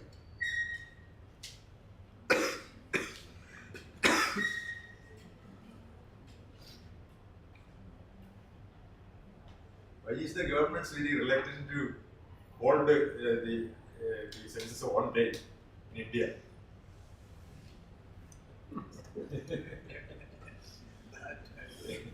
Because 2021 is due, and it is announced only for 2027. No, at least what is compelling on the government based on the census data? Actually, you cannot guess on what is the reason, what are the reasons. So, 2021 it was delayed because of COVID. Okay, we can understand that. 2021 end, we had a meeting of the Technical Advisory Committee on Census. At that time, the census officials said that we are ready. Now, when the government decides, we will ready to go where? Because after some time, he himself was transferred. So, now, after that, why the delay took place, nobody knows. In fact, I think there was some discussion about this integration of NPR and census, which was a controversial issue. Probably that was that decisions took time. Probably that is one, and then this issue of caste, inclusion of caste. Because 2021, census organization had not decided to include caste as a question. Question on caste was always there for scheduled caste, but not for others. So, to include the question on caste, which the ruling party actually changed their view on that, because they were not agreeing to include caste earlier, but then they decided it should be there. So, that decision when it came, probably census organization was taken by surprise, because they had not done enough homework on that. They were always projecting why, how it is difficult to collect a question on caste. They never did a homework on if it is to be done. Government decides to ask this question: what are the things to be taken care of? How will the retesting of the government should be done? That I think probably was. I do not know actually. So this is what my guess is. So I could say a bit more than that. Because of COVID postponed, I already mentioned 276 postponed their countries. Postponed the census due to COVID. And most of after 70 or below countries are not conducted the census 1 year before. Then all other, including Pakistan, Bangladesh, were conducted their census after the immediately after the. Then next delay is because 2024 election. If we conduct the election because there is a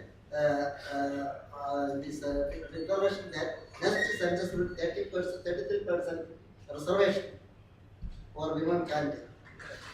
That is then for implementation of that you have to take census. If that census 24 election is not conducted. So they conduct after 2029.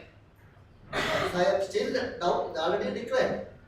But then the problem is the last budget only 373 crores was adjust for this census. It is not enough. That means that's not conduct. Okay. Then next budget in March we can see because it needs nearly 7,000 crores. So we can see in March it will be the fund will be allotted for that. Otherwise it will lead to 31. Okay, then the reservation will be postponed to 34 election. These are so many issues of the state, but now it is there confirmed that last 2 days back. They will conduct the census 26 House district, then 27 February this enumeration. Okay, it is protected. Okay. Most likely it will be done.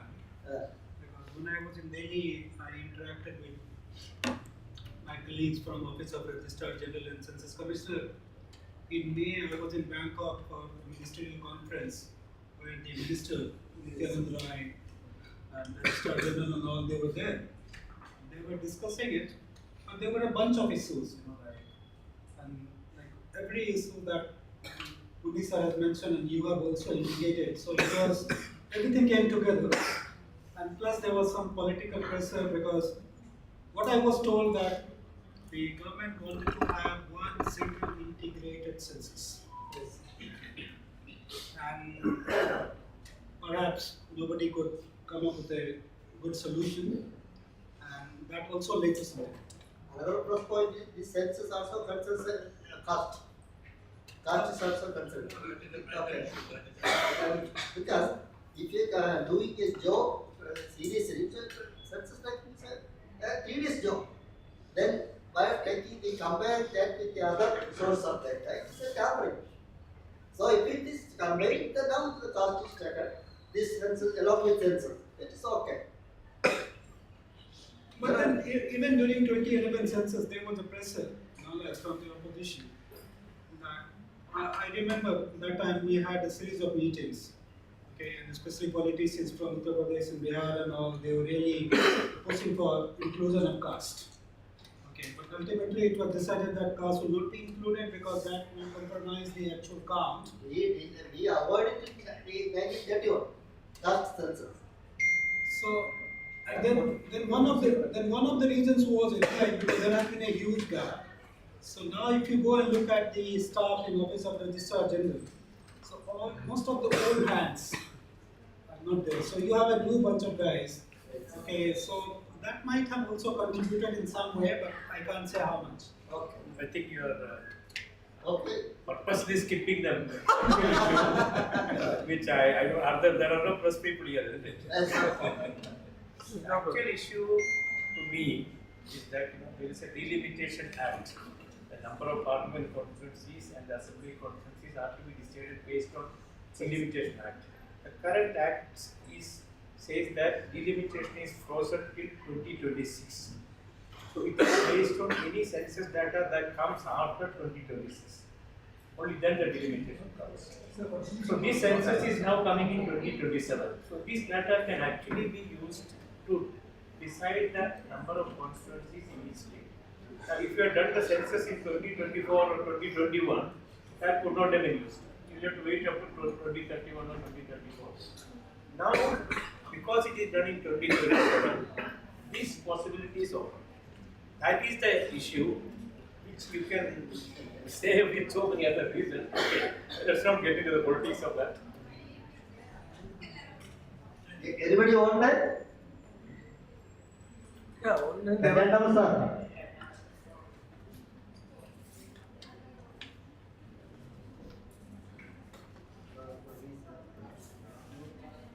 Please unmute, please unmute.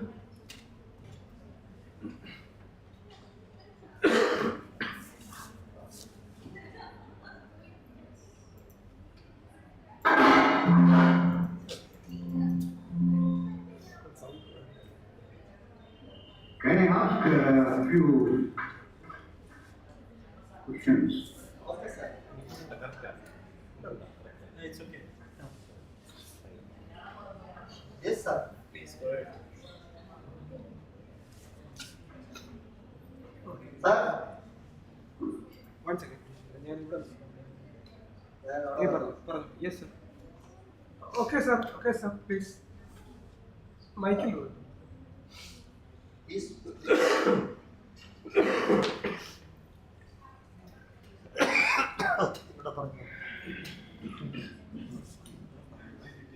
Sir.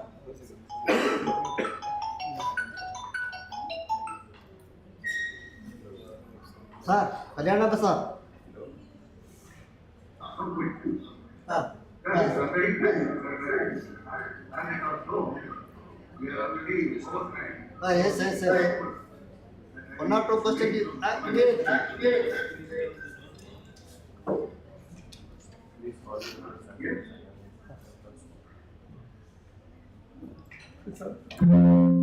Can I go? Yes, sir. Yes, sir. Yes, sir. I think your mic is off. Now it's okay. Can you hear now? Yes. Yes, sir. Yes, sir. Can I ask one or two? Yes. Sure, sir. Sure. Yes.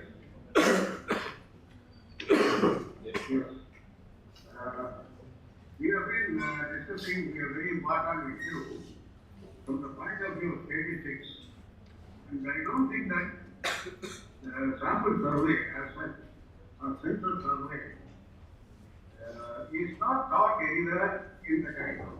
Am I right? What all what you say is sampling theory that is being shown. As far as such consideration is concerned, research, that is what you call as survey sampling is more important than sampling theory.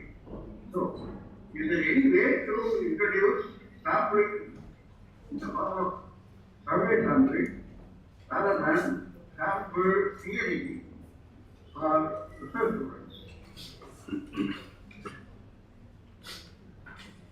Okay, sir. There is a big fight that is going on in every defense. This is not a method somebody says and somebody says it is a method when water the method is going on. And there is only one situation where I read that there is a good book by Icstc. It can be prescribed for every research student to go through as survey sampling. One. Or two, there have been some very interesting discussions.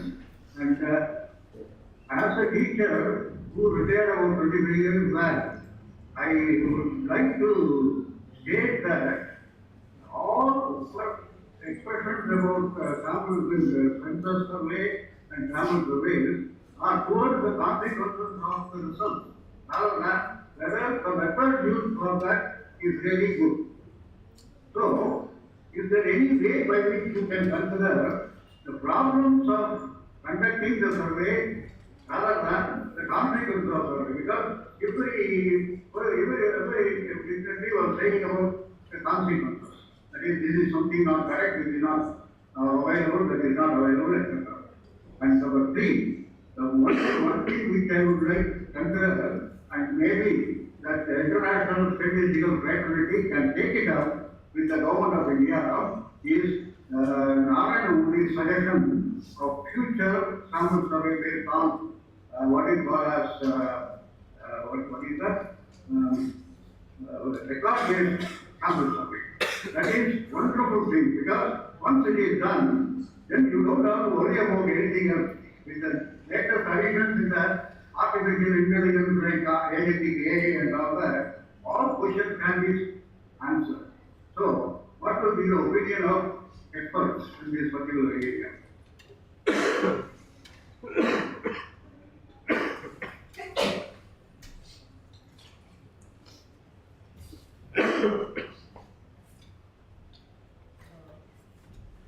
Thank you, sir, for the questions. I'd say ask two questions. One is how, whether we can include survey sampling in place of sampling theory, or more focus on survey sampling in the educational curriculum. That is something on which I cannot answer. Probably Professor Sadish can mention that. Something better.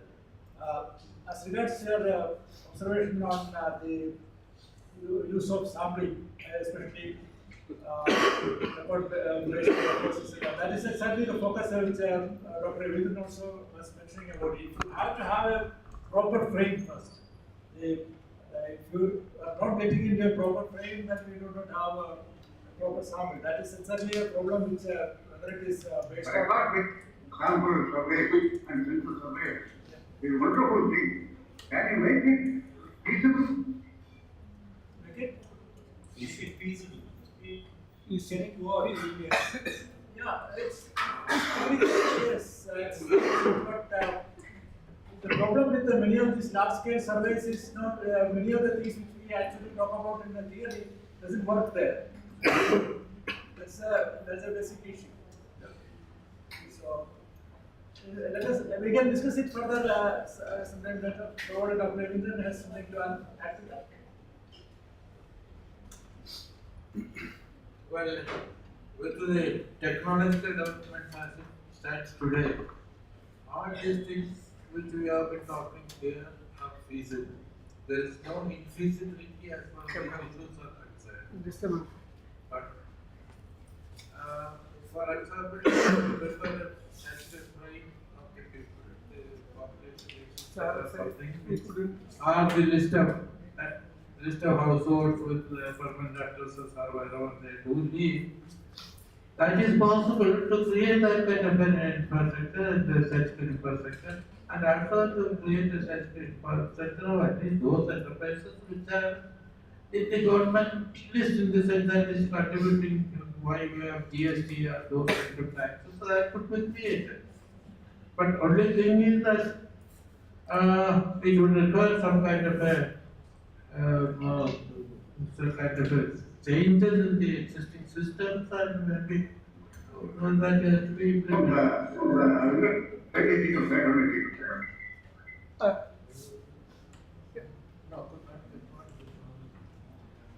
You think with a smaller group of people doing that, because it is going to offer a lot of opportunities.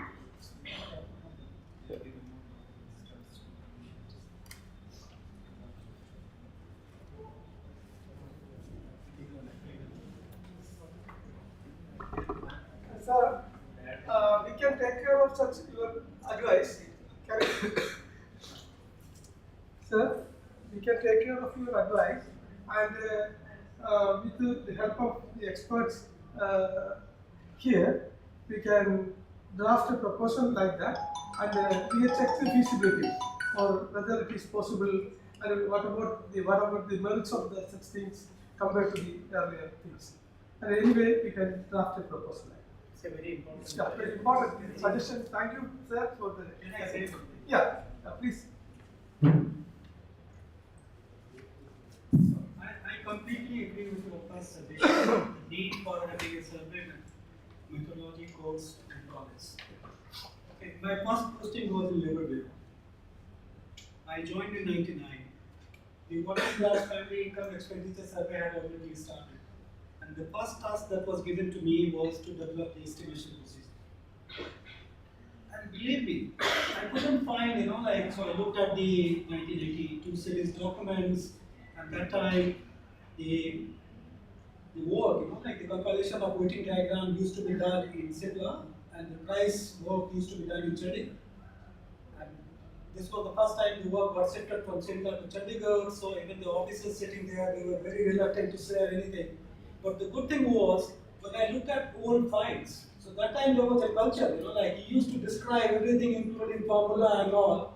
Now in today's time, new officers will have no clue in terms of how to compute sample size, how to do estimation procedure. So this is a very, very valid suggestion, and maybe if Kerala University or other universities could consider this, this is going to be a big way forward. Thank you. I fully agree. From my own experience is that I also studied sampling theory in the universities. But when an actual problem comes for sample survey, all of us face difficulties because the theory does not apply. Either you don't have a full frame, or how do you make a state level estimate with a given budget, because all the projects have a given budget. So these particular aspects should be part of the curriculum. There is no doubt in my mind, so that you have a practice and theory going together in that. So that way, this suggestion and the discussion is important. Either as part of the course, there should be some practical surveys done by them, including sample selection, sample size, and other things, and that should be, without doubt, it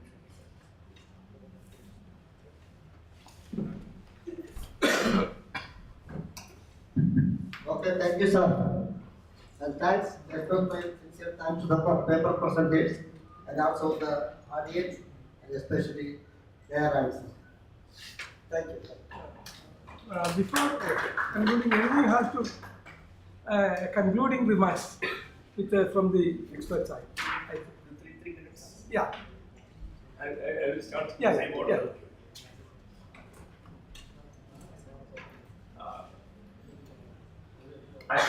Yeah. Thank you for giving this opportunity for talking to them. I don't know how much of them was interesting, the students and all that. But I will just take 2 minutes to say how this, to go beyond the theory. The data should tell a story. If I have a close friend retired from JNU, writes with, both of us writes. First thing he asks is, what is the story? So every number should have a story. So he start asking, what is the story of that number? Now everything is a story behind that number. Now Bhaskar Misra rightly said about civil registration. And in last 2 years, I also know that in Kerala we have a 100% civil registration, birth and death are registered. So every June, when you open the schools open, the first headline that come in the newspaper is so many number of children are reduced in class 1.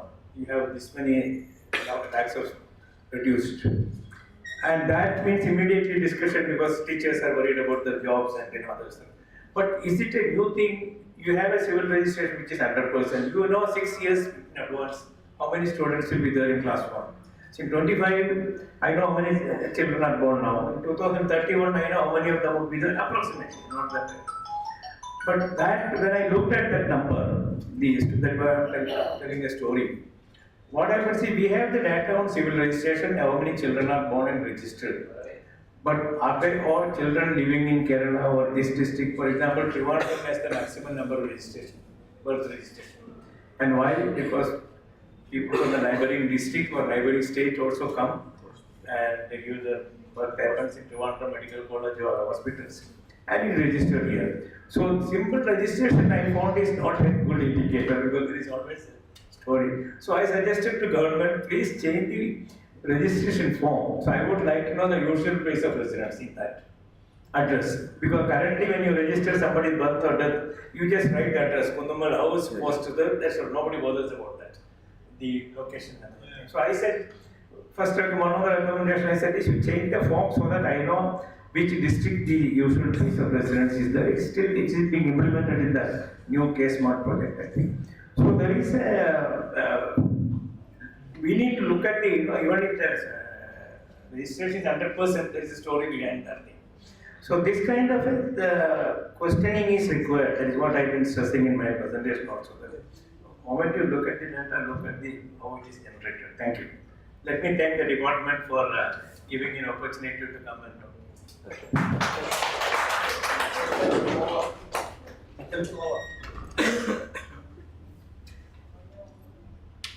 Students are to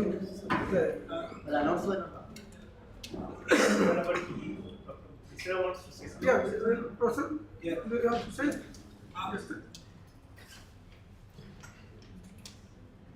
I want to say something to these young students. Okay. There are opportunities where while studying you can do a lot of research. So United Nations, the Asia Pacific office, every year they run CRBS research cohorts. And there are interesting areas and you just visit their website and if you don't find, like maybe you can reach out to me, I can share those details with UNICEF. You pick one area, because Kerala seems to be the perfect state if you want to really do something on CRBS and try to triangulate with other sources. So that is one. In UNICEF, we also sometimes we look for young students. Okay, whenever we have small projects, maybe as an intern or now I'm planning to write a paper on why it is important for India to shift from SRS to CRS. So if any one of you are interested, please reach out to me because we also need hands, because I have so many things to do, so I cannot spend a lot of time. But then, if you are interested, you are most welcome. And quantum computing, this is one area you should not ignore. If you ignore, you will fall behind. And you will have to compete with anyone who knows quantum computing, that person would be, at least 50 years ahead of you. So you will be left behind. So these are some messages that I wanted to share with you. Okay, and I know that, most of you, all of you are very bright, but then please do consider and don't miss these opportunities. These opportunities don't come very often. Thank you.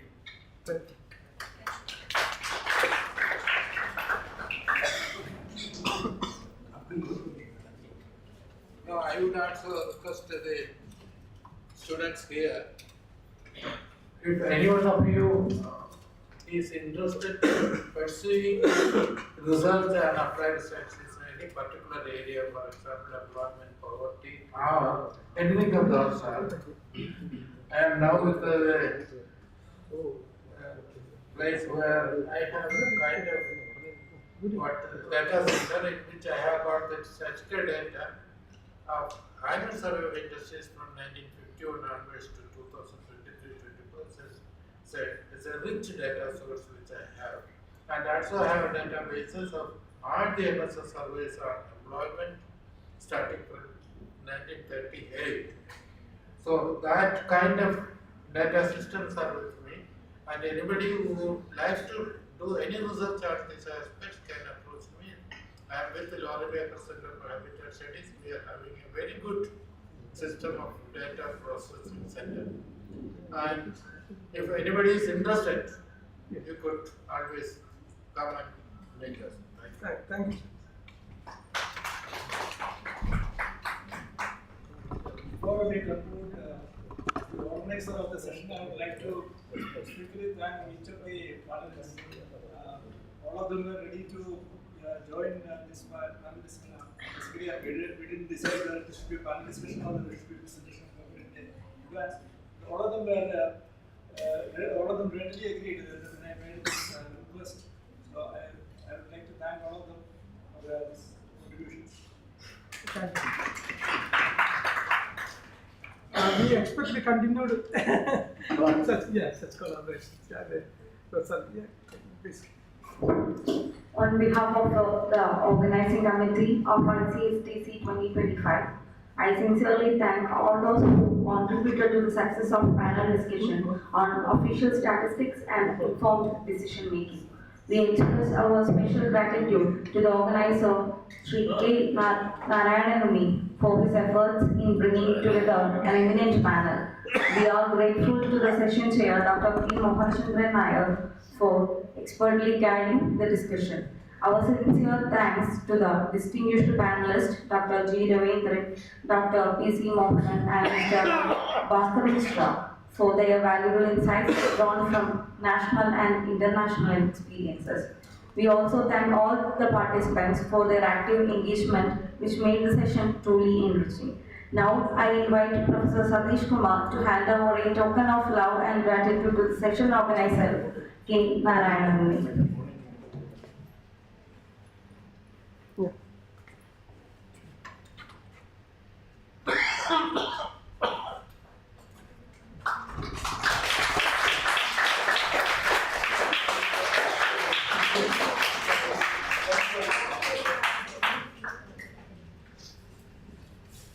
Thank you, sir.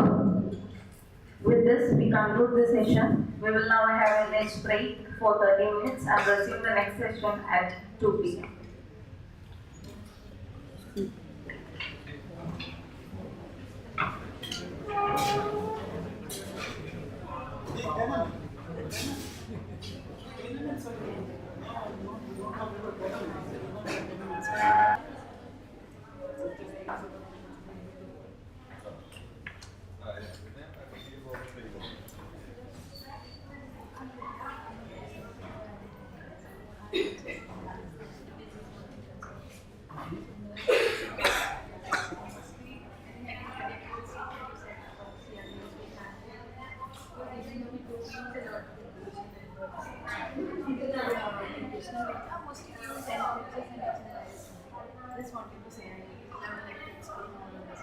No, I know, like, reach out to me, okay, if you need, like, you can just note down my email ID.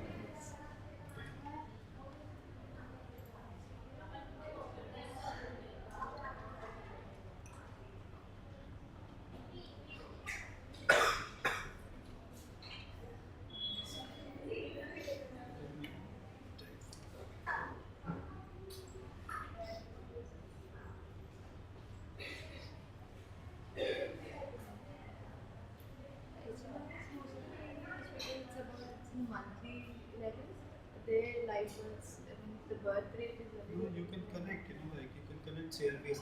So all small, okay? Be a Mishra at UNICEF. Send me an email, okay? We will be in touch. Thank you. Take care.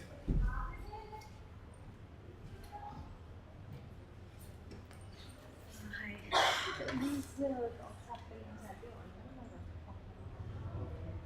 These the speakers will be there.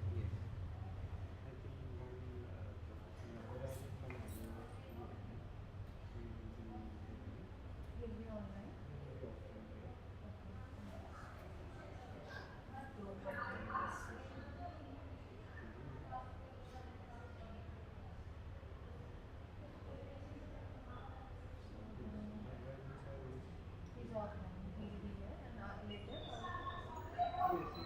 also Kerala.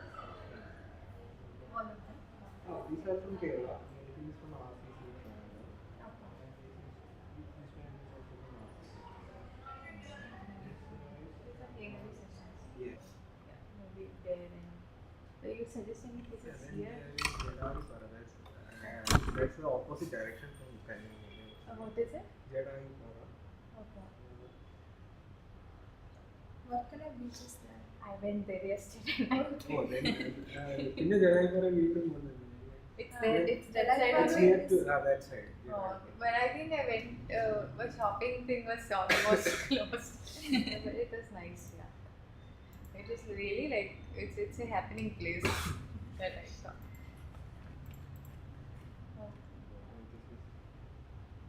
Oh, nice.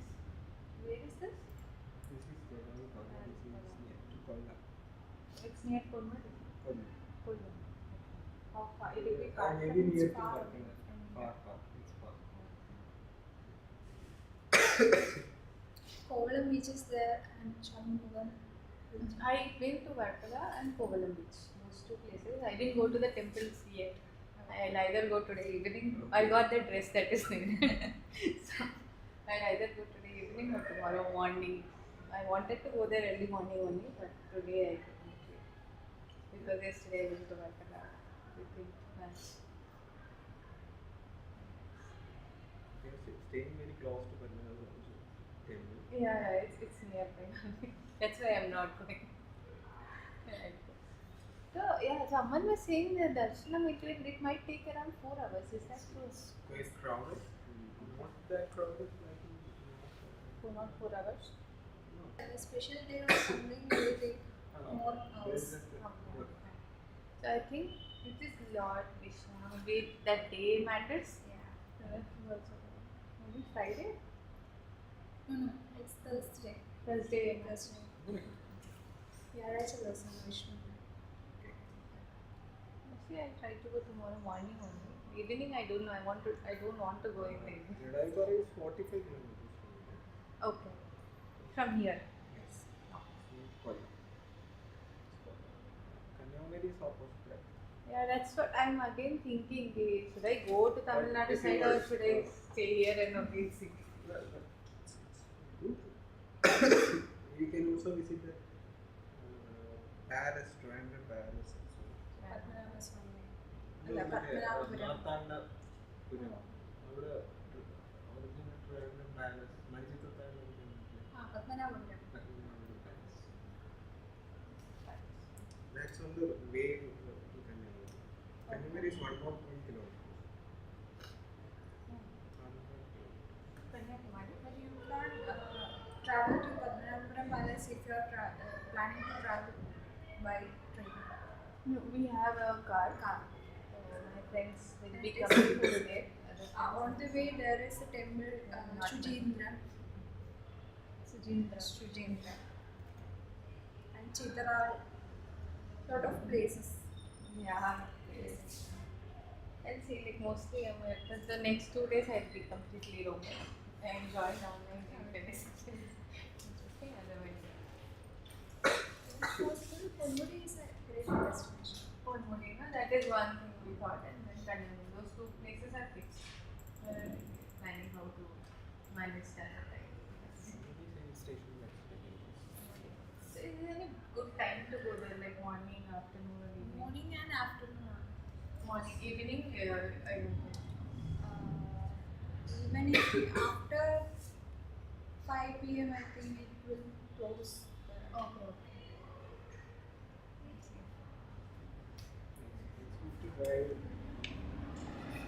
That is one thing. So that's how we planned that we have a weekend trip so that we can go. You're all sick with organizing.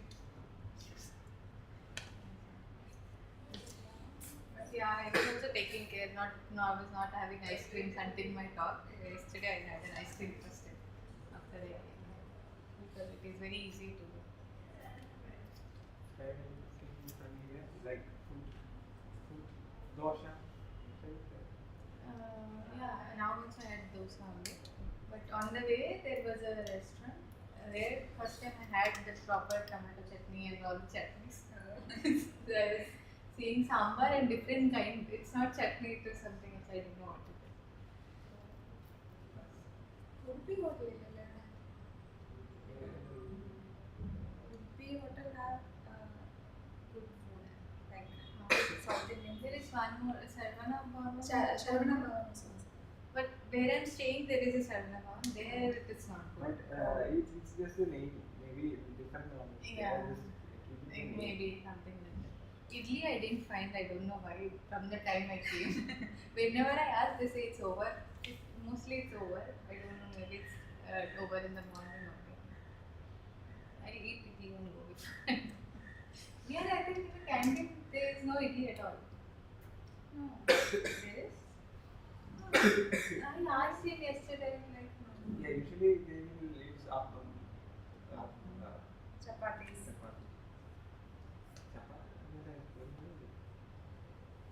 Idiyappam. Oh, I had appam. Idiyappam is like semia. Ah, yes, yes. That's it.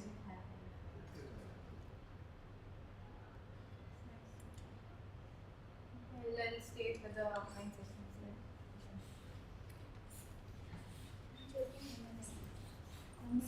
ഉച്ച കഴിഞ്ഞത്തെ സെഷനിൽ ഏറ്റവും ഉച്ച കഴിഞ്ഞത്തെ സെഷനിൽ K ജോസാർ വരുമോ?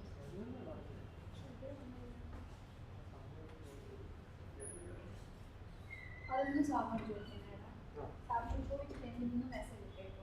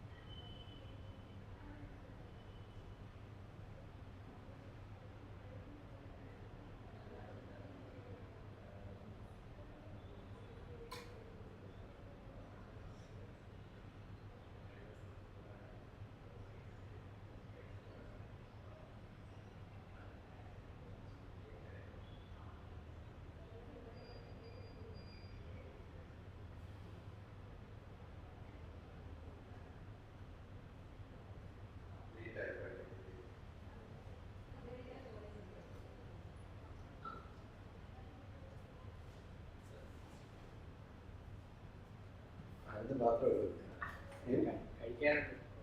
കഴിച്ചോ?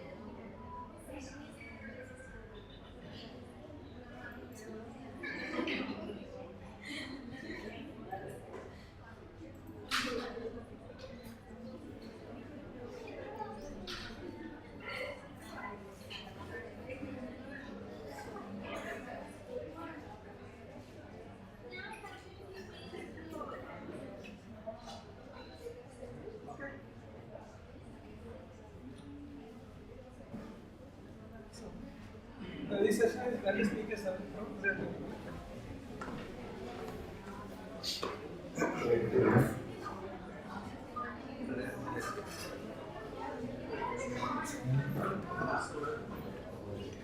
Start. Jagannath Swami party, no? No, sir. Matter speaker, first speaker. Natarajan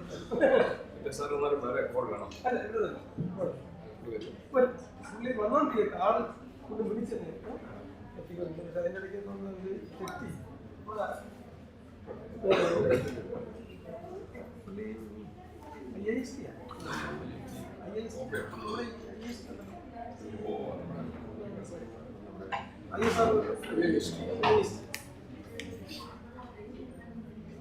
Okay, start. Good afternoon, everyone.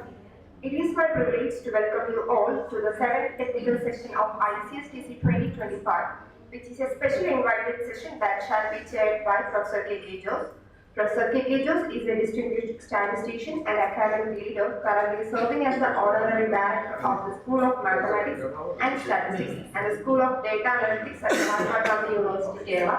He is an elected member of the International Statistical Institute, and his professional affiliations include memberships in numerous national and international statistical societies, with over 150 published research papers and significant contributions to statistical sciences. He brings rich expertise and insight to the session. And we are honored to have two eminent speakers for this session. The first speaker is Dr. Rajan from the Institute of Space Science and Technology, Thiruvananthapuram, known for his contributions to interdisciplinary research and advanced analytical methods. The second speaker is Dr. Jagannath Krishna from the Regional Cancer Center, Thiruvananthapuram, whose work in biostatistics and medical data analysis plays a vital role in cancer. With this, I respectfully invite Professor K. Jos, our chair, to kindly take over the session. Over to you, sir.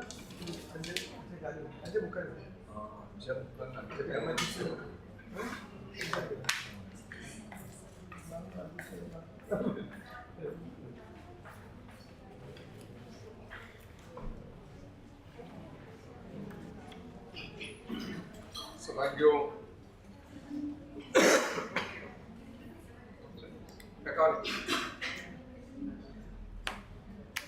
Thank you, Professor Srimur. എത്തിയോ എത്തിയോ എനിക്ക് പിന്നെ അല്ല എന്ത് വേണമെങ്കിലും ചെയ്തോ left. So our first speaker is Professor Jagannath Krishna KM from the Regional Cancer Center, Thiruvananthapuram, and he is speaking on personalized dynamic risk prediction in colorectal cancer using longitudinal measures by the carcinoma antigen values. So it's a Bayesian joint model approach. So I request Professor, or I invite Professor Jagannath Krishna for his talk.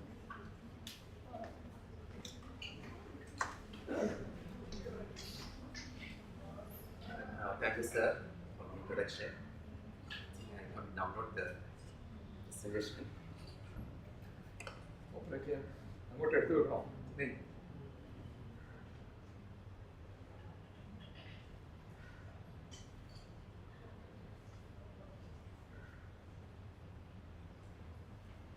അങ്ങോട്ട് എടുത്ത് വെച്ചു കൊടുക്കാൻ എളുപ്പമാണ്. അങ്ങോട്ട് വിട്ടു വച്ചില്ലായിരിക്കും അല്ലേ? എല്ലാത്തിനും ഇവിടെ mail I D conference mail I D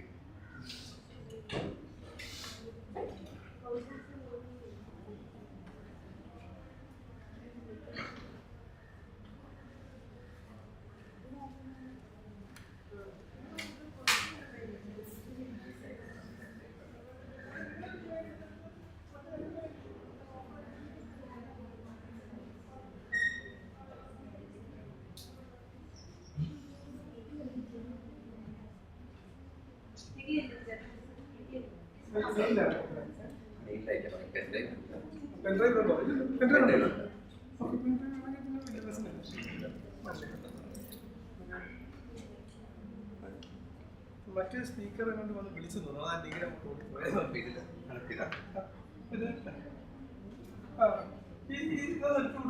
മറ്റേ മെയിലോട്ട് അയച്ചില്ലേ?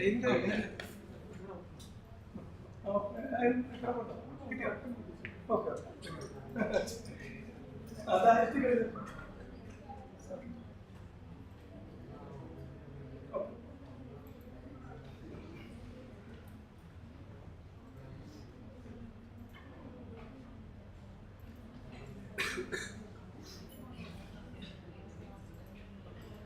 thank you, sir, for the introduction.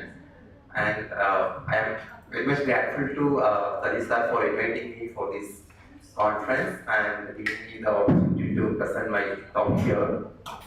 So, and also it is always, I am honored and privileged to be here. I am an alumni of this department. And today,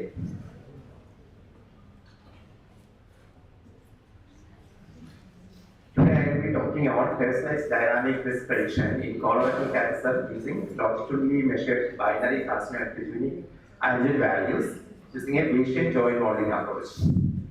So,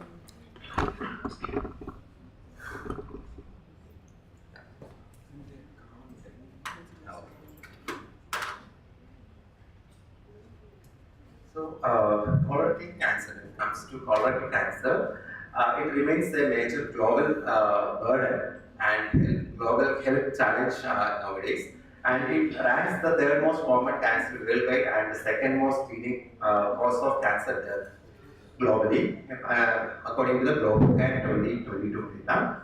So, despite the advantage in screening, treatment, prognosis for the disease, patient remains poor mainly because of the late diagnosis, staged diagnosis.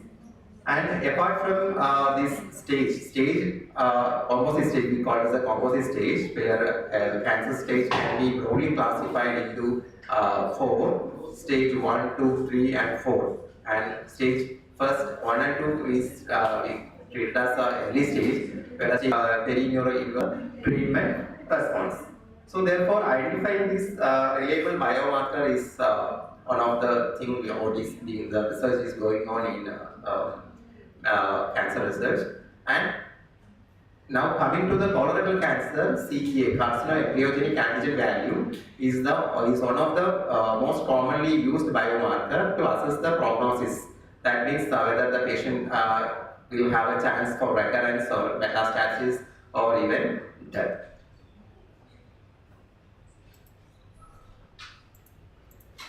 Okay, so that means in cancer surveillance studies, if you look at when a patient is diagnosed with a cancer, then the patient will be on follow-up for a longer period of time.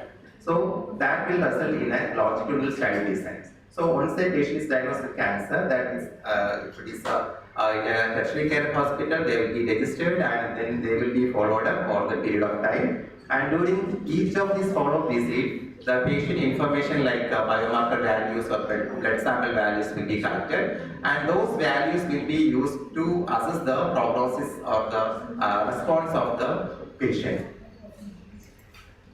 So during these follow-up visits, the patients may experience different types of events like recurrence of deaths or so. And for example, in a colorectal cancer patient, the covariate information such as carcinoembryogenic antigen value, that is CA value, in longitudinal studies were intermittently collected, and hence it also resulted in a measurement error, because we will be observing or we will be noting down their values only when they are reporting to us or during the follow-up day. So the event may happen prior to that, so there can be a chance of slight measurement error in that observations. So, colorectal cancer patients, each patient, individual patient trajectories. So we can see there is no significant pattern in it. The pattern can vary. So it indicates that there is a dependence of these longitudinal markers or the values has a dependence within the patient itself. So there comes the role. So these longitudinal variables are often correlated in structure. That is, the observation made on the same individuals or units are likely to be more similar than observation made on different individuals or units. That means each individual have a different trajectories, and hence the longitudinally measured CA value will be correlated within themselves. And so a separate modeling of these longitudinal and survival outcome is inefficient, as it could not fully exploit the correlation between these, the longitudinal as well as the time event. So here, usually what we used to do is in survival analysis, to assess the prognosis of a disease, we will be using the Cox proportional hazards model to estimate the corresponding hazards or the risk of the patient. And the longitudinally measured covariates like CA value or whatever it may be, which are correlated within themselves, that will be independently modeled using a linear mixed effect model or so.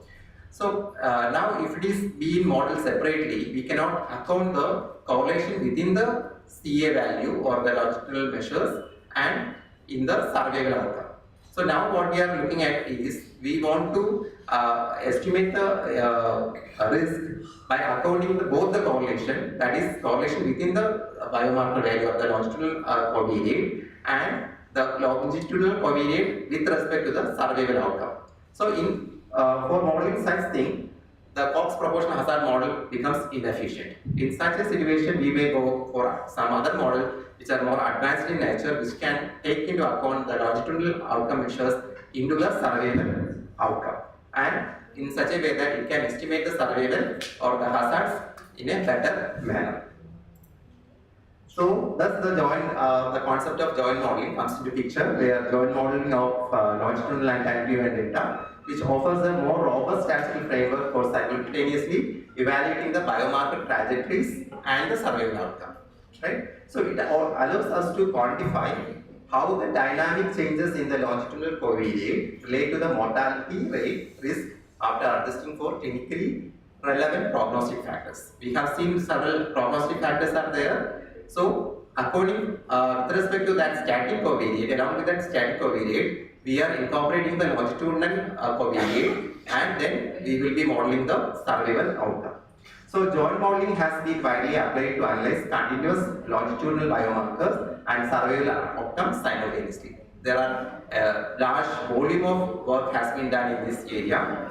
And for modeling the linear mixed effect modeling, we will be using this longitudinal outcome will be measured as it is a continuous nature. We will be using the linear mixed effect model for the longitudinal trajectories. And these are the some of the works which has been discussed in literature. And the basic work was by Wilson and Stiasis in 1997. And later in 2000, Henderson et al. Has formulated a class of model for the joint behavior of longitudinal and even time data. Then Stiasis and Davidian in 2004 have given an overview of the existing joint models. And in 2005, Seng et al. Have applied the AFT model, or brought the AFT model into the joint modeling framework. And later, several other work has been introduced, like semi-parametric Cox model into the model. And Sao Paulo in 2010 has developed a package called the JM package, and that for the joint model. And almost 2010 has included the rate of change of longitudinal trajectories with a joint modeling framework. So several other work has been introduced in literature, including competing based and several other advancements in the joint modeling framework. And a simple diagrammatic representation to show how the joint model works. So here the joint model, here you can see there are in a joint model there will be two components, two parts. One is the longitudinal subpart, and the second one is the survival subpart, or the time to event subpart. In the longitudinal subpart, you can see this is the observed events, observed biomarker value. It is a biomarker of the longitudinal covariate. So this is observed during a several follow period for each individuals we are observing. And similarly, we can have MI of T, which are also having a will change over the follow period. And thus we will have a longitudinal submodel, which is represented by Mi of T plus epsilon I of T, where Mi of T is nothing but it is the mixture of fixed effect and random effect component. And we have survival component, which we generally model using a Cox proportional hazards model. And these two submodels are being linked using a link function alpha. And that forms the structure of the joint model. And this is the general, as I mentioned, generally the joint model was introduced to for the longitudinal data with a continuous framework. And this is the general framework of the joint model, the general form. So Y of T for the longitudinal submodel is obtained as given as xi prime t of beta plus z prime t bi plus epsilon I t, the error term. And here bi is assumed to follow a normal distribution with mean 0 and variance covariance matrix B. And bi is the random effect, and beta is the fixed effect. And Mi of T is the true or unobserved value of the biomarker value, and epsilon I t is the random error. And here coming to survival submodel, you can see it's nothing but the Cox proportional hazards model, where lambda I of T is given by lambda naught of T into e power gamma prime omega wi plus alpha Mi of T. And here The unobserved random approach, here we are not looking, here if you are incorporating a frailty term into it, then you can have a joint frailty model, then you can have a UA can be incorporated so that a random joint frailty model can be obtained. So my focus is not on the joint model or a joint frailty model, but rather than it is on the joint model with a Bayesian framework. Okay, so while the recent researchers have extended this framework to accommodate diverse data types, which includes binary or ordinal data, or even the count data has been included or incorporated. So in parallel, the Bayesian approaches to joint modeling have gained substantial attention due to their flexibility modeling and the complex data. Because one of the main challenge what is being faced in a joint modeling framework is the computational efficiency. Because in computationally it is very complex if you are using the frequentist approach, whereas Bayesian approach will help us to solve it somewhat in a lighter way. So there are some of the works in binary longitudinal measures and Bayesian joint modeling framework. So these are the work. So Rizzo, Paul and Ghosh was looked into the Bayesian semi-parametric multivariate joint model for multiple longitudinal outcomes and the time to event process. And Yagi et al. 2016 has used the joint model for the over dispersion to account for the over dispersion in the count data. And Zhu et al. 2018 has used the joint model of longitudinal zero inflated count and time to event data using Bayesian perspective. Huang et al. 2022 applied Bayesian joint modeling of multivariate longitudinal and survey data to diabetic data. That means they have used multiple longitudinal outcomes has been used to model the joint to assess the risk of diabetic survival. And a Bayesian joint model for multiple nonlinear longitudinal and competing by incorporating competing risk into the joint model for the myeloma, multiple myeloma data has been used.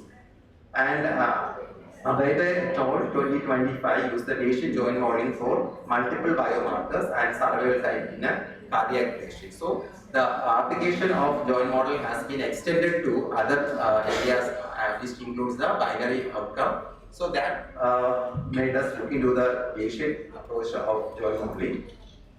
And coming to the joint modeling in the longitudinal binary setup, we can have the longitudinal submodel that can be defined in the form of probability Yij equal to 1 given Xi Bij, where we will be looking to making use of the logit function, where logit of Pij is nothing but log Pij by 1 minus Pij, that is expressed in terms of this random effect and the fixed effect model covariates. And here Xij is the design matrix of the risk factors what we are going to discuss, and beta is the vector of fixed effect aspect represents the effect of risk factors for the carcinogenic antigen value, that is the dynamic variable what we are using here. Pij is the probability of having the elevated Ca value, and Pa are the patient specific random effect and is assumed to follow a normal distribution. And Zij is the design matrix for the random effect. And the survival model, there is we are not incorporating any change into it. We are using the survival part of the joint model itself for the frame for this joint modeling of longitudinal binary outcome and thus time to event data. And the estimation for this estimation, once you have this joint model, then you can have you can use the frequentist approach like the maximum likelihood estimation to solve the estimate, to get the estimate of these models, these parameters. However, here we are using the Bayesian approach for making it simpler. And in particular, we have this joint density function as given here, and here the theta denote the parameter vector of for the longitudinal survival outcome, and the joint density of longitudinal response conditional on the random effect is given here with the expression. You can see this is the logic function is being used here, and here the conditional density of the survival part is given by the probability as given with the expression. There is not okay, no. So the posterior distribution can be written in the form P of theta given over A delta I, which is proportional to this probability, product of this probability. And these estimates can be obtained using the MCMC approach. Along with the Gibbs-Adler and Metropolis-Gaston algorithm, we can derive the corresponding estimate from this posterior density function.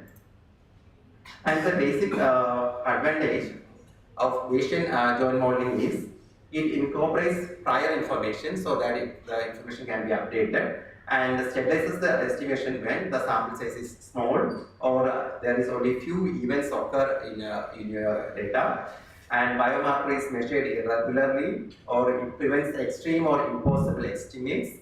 And whereas compared to that, in joint model, the estimates, if you look at, it fails to converge in many of the cases and have infinite standard errors and be overly sensitive having to starting values.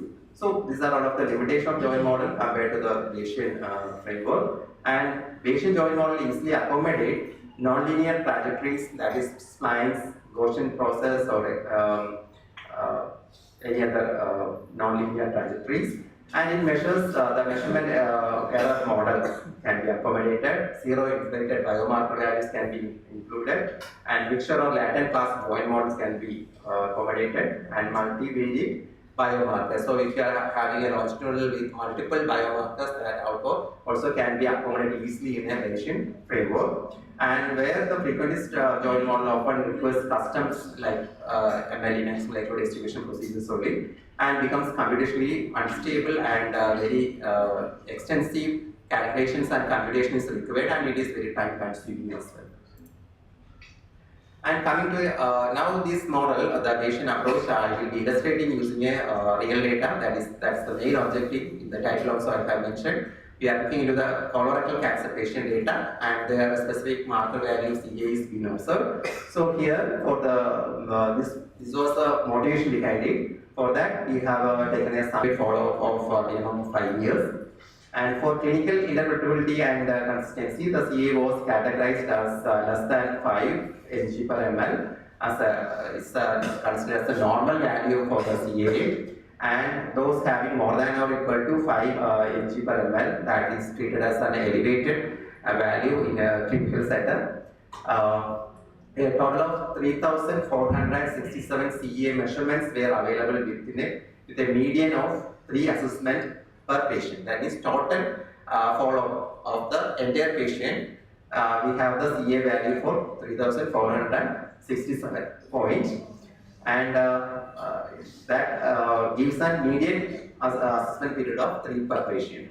So the longitudinal process for CA was modeled using a mixed effect logistic regression model, where a patient-specific random intercept and random slope were included in the model, and the fixed effect included age, sex, composite stage, perineural inversion, and family history of cancer has been taken as the static covariate and CA as the dynamic covariate in this present study. So additionally, we included interaction between the follow-up duration and composite stage to permit different temporal pattern of CEA elevation across cancer stages. So the time to event outcome was modeled using a Cox proportional hazard model, adjusting for clinically relevant baseline covariates such as age, sex, composite stage, PNI, and family history of cancer. So to explore how different aspects of longitudinal CA trajectories lead to mortality, we fitted 3 versions of the joint model, each using different association structure. So the 3 association structure has been taken here. The first one is the current value association, and second one is the slope association, and third one is the area association. In the current value association, the function form will be the lambda I of t, that Cox model is nothing but lambda naught of t into e raised to gamma prime t wi plus alpha mi of t. And here, the hazard of death at time t depends on the latent probability of having elevated CA at time t, and this reflects how the extraneous CA value status influences the mortality risk. This is one of the commonly used or the common practice in medical settings, because when a patient comes to them, they will look into the CA value, the current CA value will be looked at, and they will assess whether they have a chance for recurrence, metastasis, or death. So, and accordingly, they will plan the treatment and proceed. And this is one of the, that is common practice. And slope association, that is lambda I of t is lambda naught of t into e raised to gamma prime t wi plus alpha d mi of t by dt. So this here we look at the hazard depends on the rate of change in the latent CA process, capturing whether rapidly worsening or improving CA status affect the mortality. So here we are looking at the rate of change of the longitudinal marker, and the area that will look at the cumulative effect of the longitudinally measured CA value. So these are the three options we have, or cases we have looked at. And Isabel et al. In 2008 have used the slope value association and to assess this effect, but they have used only the Cox proportional hazards model, not on the joint volume framework. And Final et al. 2021 used the current value plus slope, that is, they have used this for the prostate cancer, they have used the joint model and landmark models, and they use this approach for the association. And Abebe et al. 2025 have used the current value plus slope, and they have used the Bayesian joint modeling framework for multiple biomarkers and survival time in a cardiac patient. So there is no such work in colorectal cancer as such to assess the effect of these, any of these associations. So this is one of its first work which is being reported, has to be reported actually. And the longitudinal submodel identified several factors associated with the probability of having elevated CA value over time. So here the advanced stage, especially stage 4, was strongly associated. Anyway, it was a proven prognostic factor. Stage combo stages are proven. Still, we also getting the same results.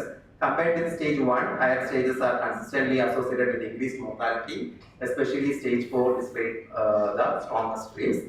And other baseline factors, including age, sex, showed no meaningful association with the longitudinal CA patterns. And age was modest but consistently significant risk factor, with each additional year associated with 2% increase in mortality. So the interaction between follow-up duration and stage also indicate that CA trajectory worsens more rapidly in advanced disease. That is also a proven one, because once a patient is diagnosed stage 4, their follow-up, during their follow-up, of course, their CA value will be elevated. Somehow we are trying to find some new association also, but somehow we are not able to catch up such association. And patients with stage 4 diagnosis have a stronger increase in the odds of elevated CA value.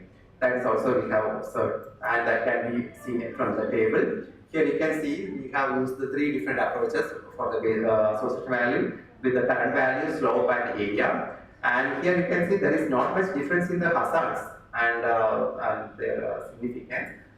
Here you can see, and here the composite stage 4 is only showing a significant, statistically significant result. And even though the risk is high, it is not statistically significant. And here the association was significant in all the 3 models. And here also you can see the longitudinal outcome. If you are looking at here the odds ratio. The odds ratio also, if you look at the composite stage 4 is compared to 1 is having high risk, and here the family history is also is showing a protective effect. That is something which I should not report actually, because there is risk maybe due to the small sample size what we have got.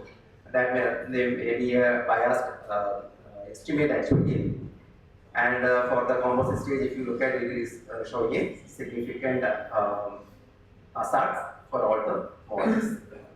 And further, you can see the advantage of one of the main advantage of any joint model is we can have a dynamic prediction. That means for each patient specific dynamic prediction can be made. So here you can see here randomly 2 patients has been taken, and we have plotted their longitudinal trajectories along with the other static covariate, and we are predicting the survival. This is the survival prediction. So here you can see the survival for these 2 models if you look at. So there is a change in their survival pattern. So if a new CA value is in a new follow-up period, if a patient comes with a CA value, we can incorporate that CA value into it, and we can see how the survival pattern changes. So here dynamic survival pattern, and that can be used for personalized treatment plan, and the clinician we can guide the clinician to plan their treatment accordingly. And we further evaluate the discriminative capability of these three models using the area under the curve using ROC methodology. Area under the curve, here you can see in the table for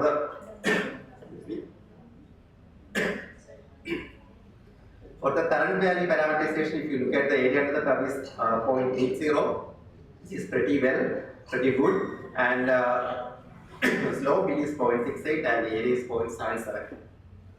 And coming to the sensitivity and specificity, sorry, that also supports current value association as a significant model in it.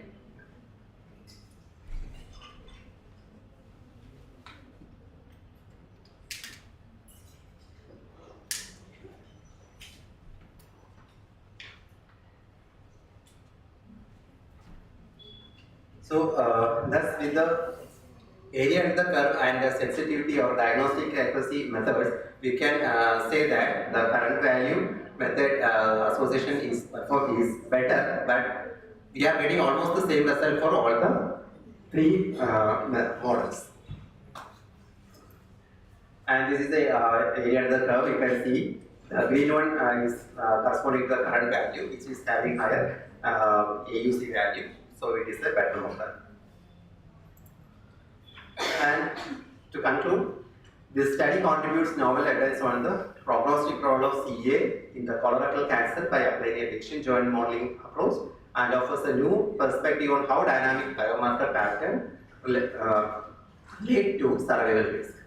While joint model have been widely adopted in other clinical areas, their application to colorectal cancer has been limited, and the dynamic relation between CA progression and mortality has remained largely unexplored. So the study reaffirmed established clinical prognostic factors like stage, composite stage, showed a strong association with survival, with stage 4 patient facing highest mortality rate.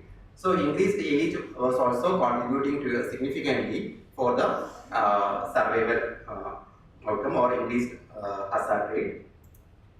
And the dynamic prediction also show how useful joint models can be in practice, and by updating CA value during the follow-up correspondingly, the individual survival risk prediction also can be updated, and thus providing a clear picture of the change in patient prognosis.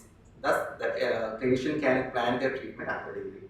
So, by examining multiple association structures within the same modeling framework, the study provides new insight into how different aspects of biomarker evolution related to survival.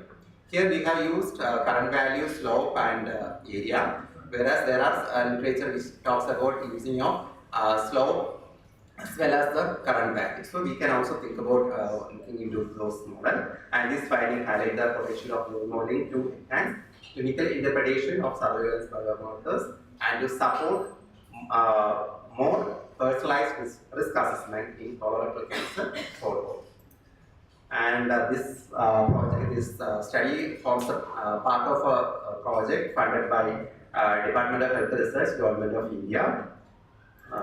So these are the references. Okay, thank you. Any questions?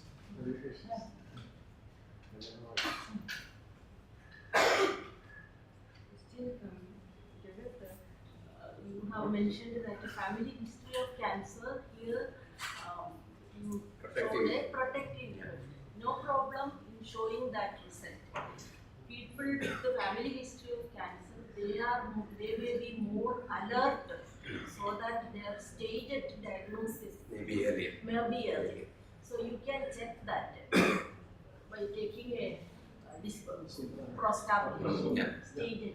So, we have looked at it, but we couldn't find any significant difference or nothing can be observed. So we cannot give a proper justification for that.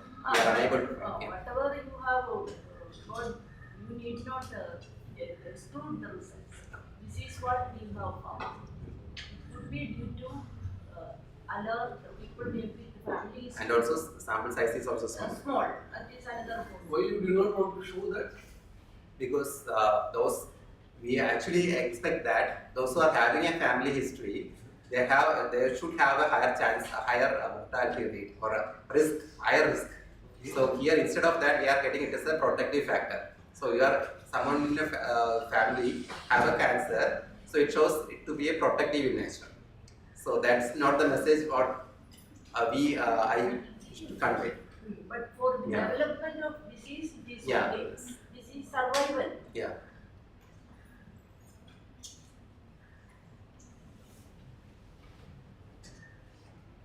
So if there are no more comments or questions, we shall thank Professor Jagannath Krishna for his nice talk on this Asian joint model. Thank you. Thank you.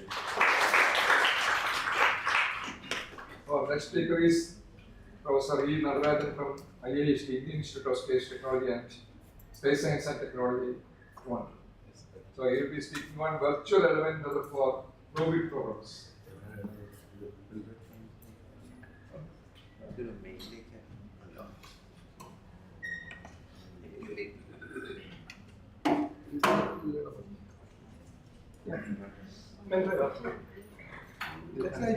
Whether you sent it?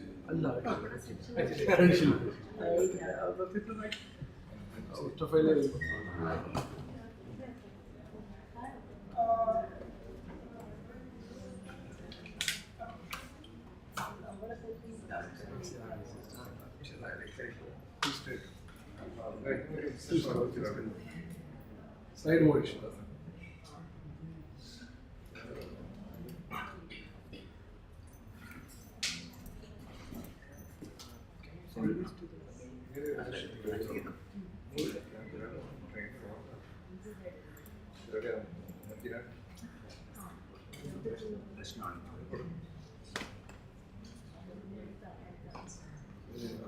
Icstc 20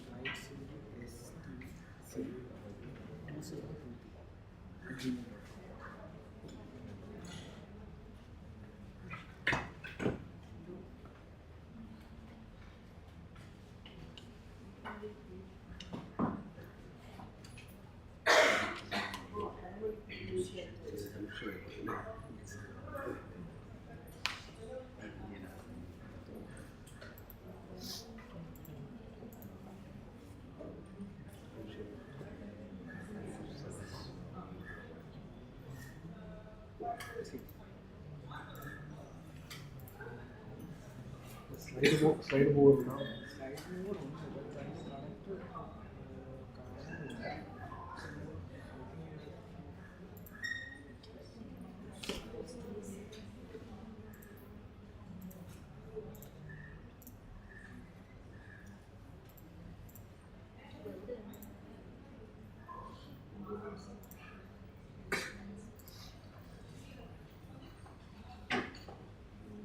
Slideshow.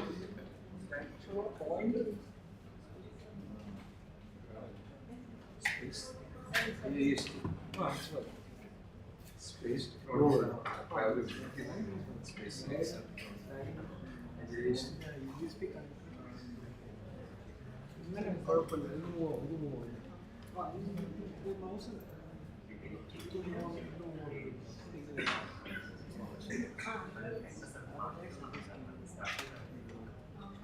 അതൊന്നും just move ചെയ്യാൻ വേണ്ടി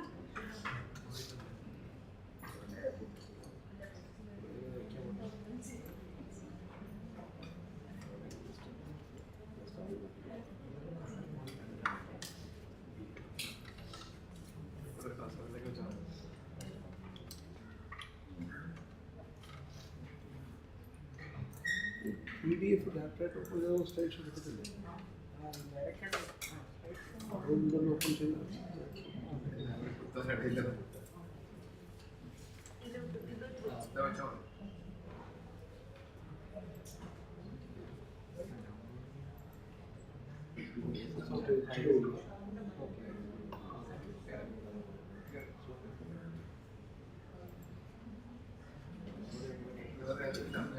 Okay, well, what happens? What's wrong? No, it's okay. Fine. No. Yeah, good afternoon. Good afternoon to one and all. I think I don't need my. It's okay. Fine. Okay. Good afternoon, one and all. So I presume that most of the students are from MSc Masters. Are there any BSc students? Masters, mathematics as well as statistics. Or only statistics? Only statistics. Maths is there? Questions? Maths very not Portugal. Okay. Mainly mathematics, statistics students. Both the statistics and applied statistics and mathematics. Data science. Yeah, also some researches. The Malayalam just sometimes I use. I came here. I came here in 2008. Okay. So 2008 I came to Trivandrum. I came here and I thought I will leave in 6 months. In 2008 when I came here, 6 months I expected to stay in Trivandrum for only 6 months. I was getting a fellowship, applying for a fellowship at Brown University, and I would like to go. That was my plan. And now I am here. I never left. I am continuing staying here. Probably I like the place, and I used to say that Padmanabha stopped me. He did not allow me to go from here. He stopped me. So he trapped me, and so I stayed here. Okay. Okay. So this is not a statistics or probability I am going to talk about. I am going to talk about numerical simulations. Okay. Now, first you need to understand what do we mean by numerical analysis. Okay. So, whenever a partial differential equation is given to us, you are more familiar that any partial differential equation basically is modeling the basic physics of the problem. Okay. It models the nature. Your partial differential equation basically models the nature. Any model you take, you take the prey model, or you talk about your coronavirus kind of spread of coronavirus. All these things can be modeled using an equation. Of course, an equation, whenever I say, is a variable which depends on more than one variable. You have an independent and dependent variable. A dependent variable depends on more than 2-3 variables. Okay, several variables, of course.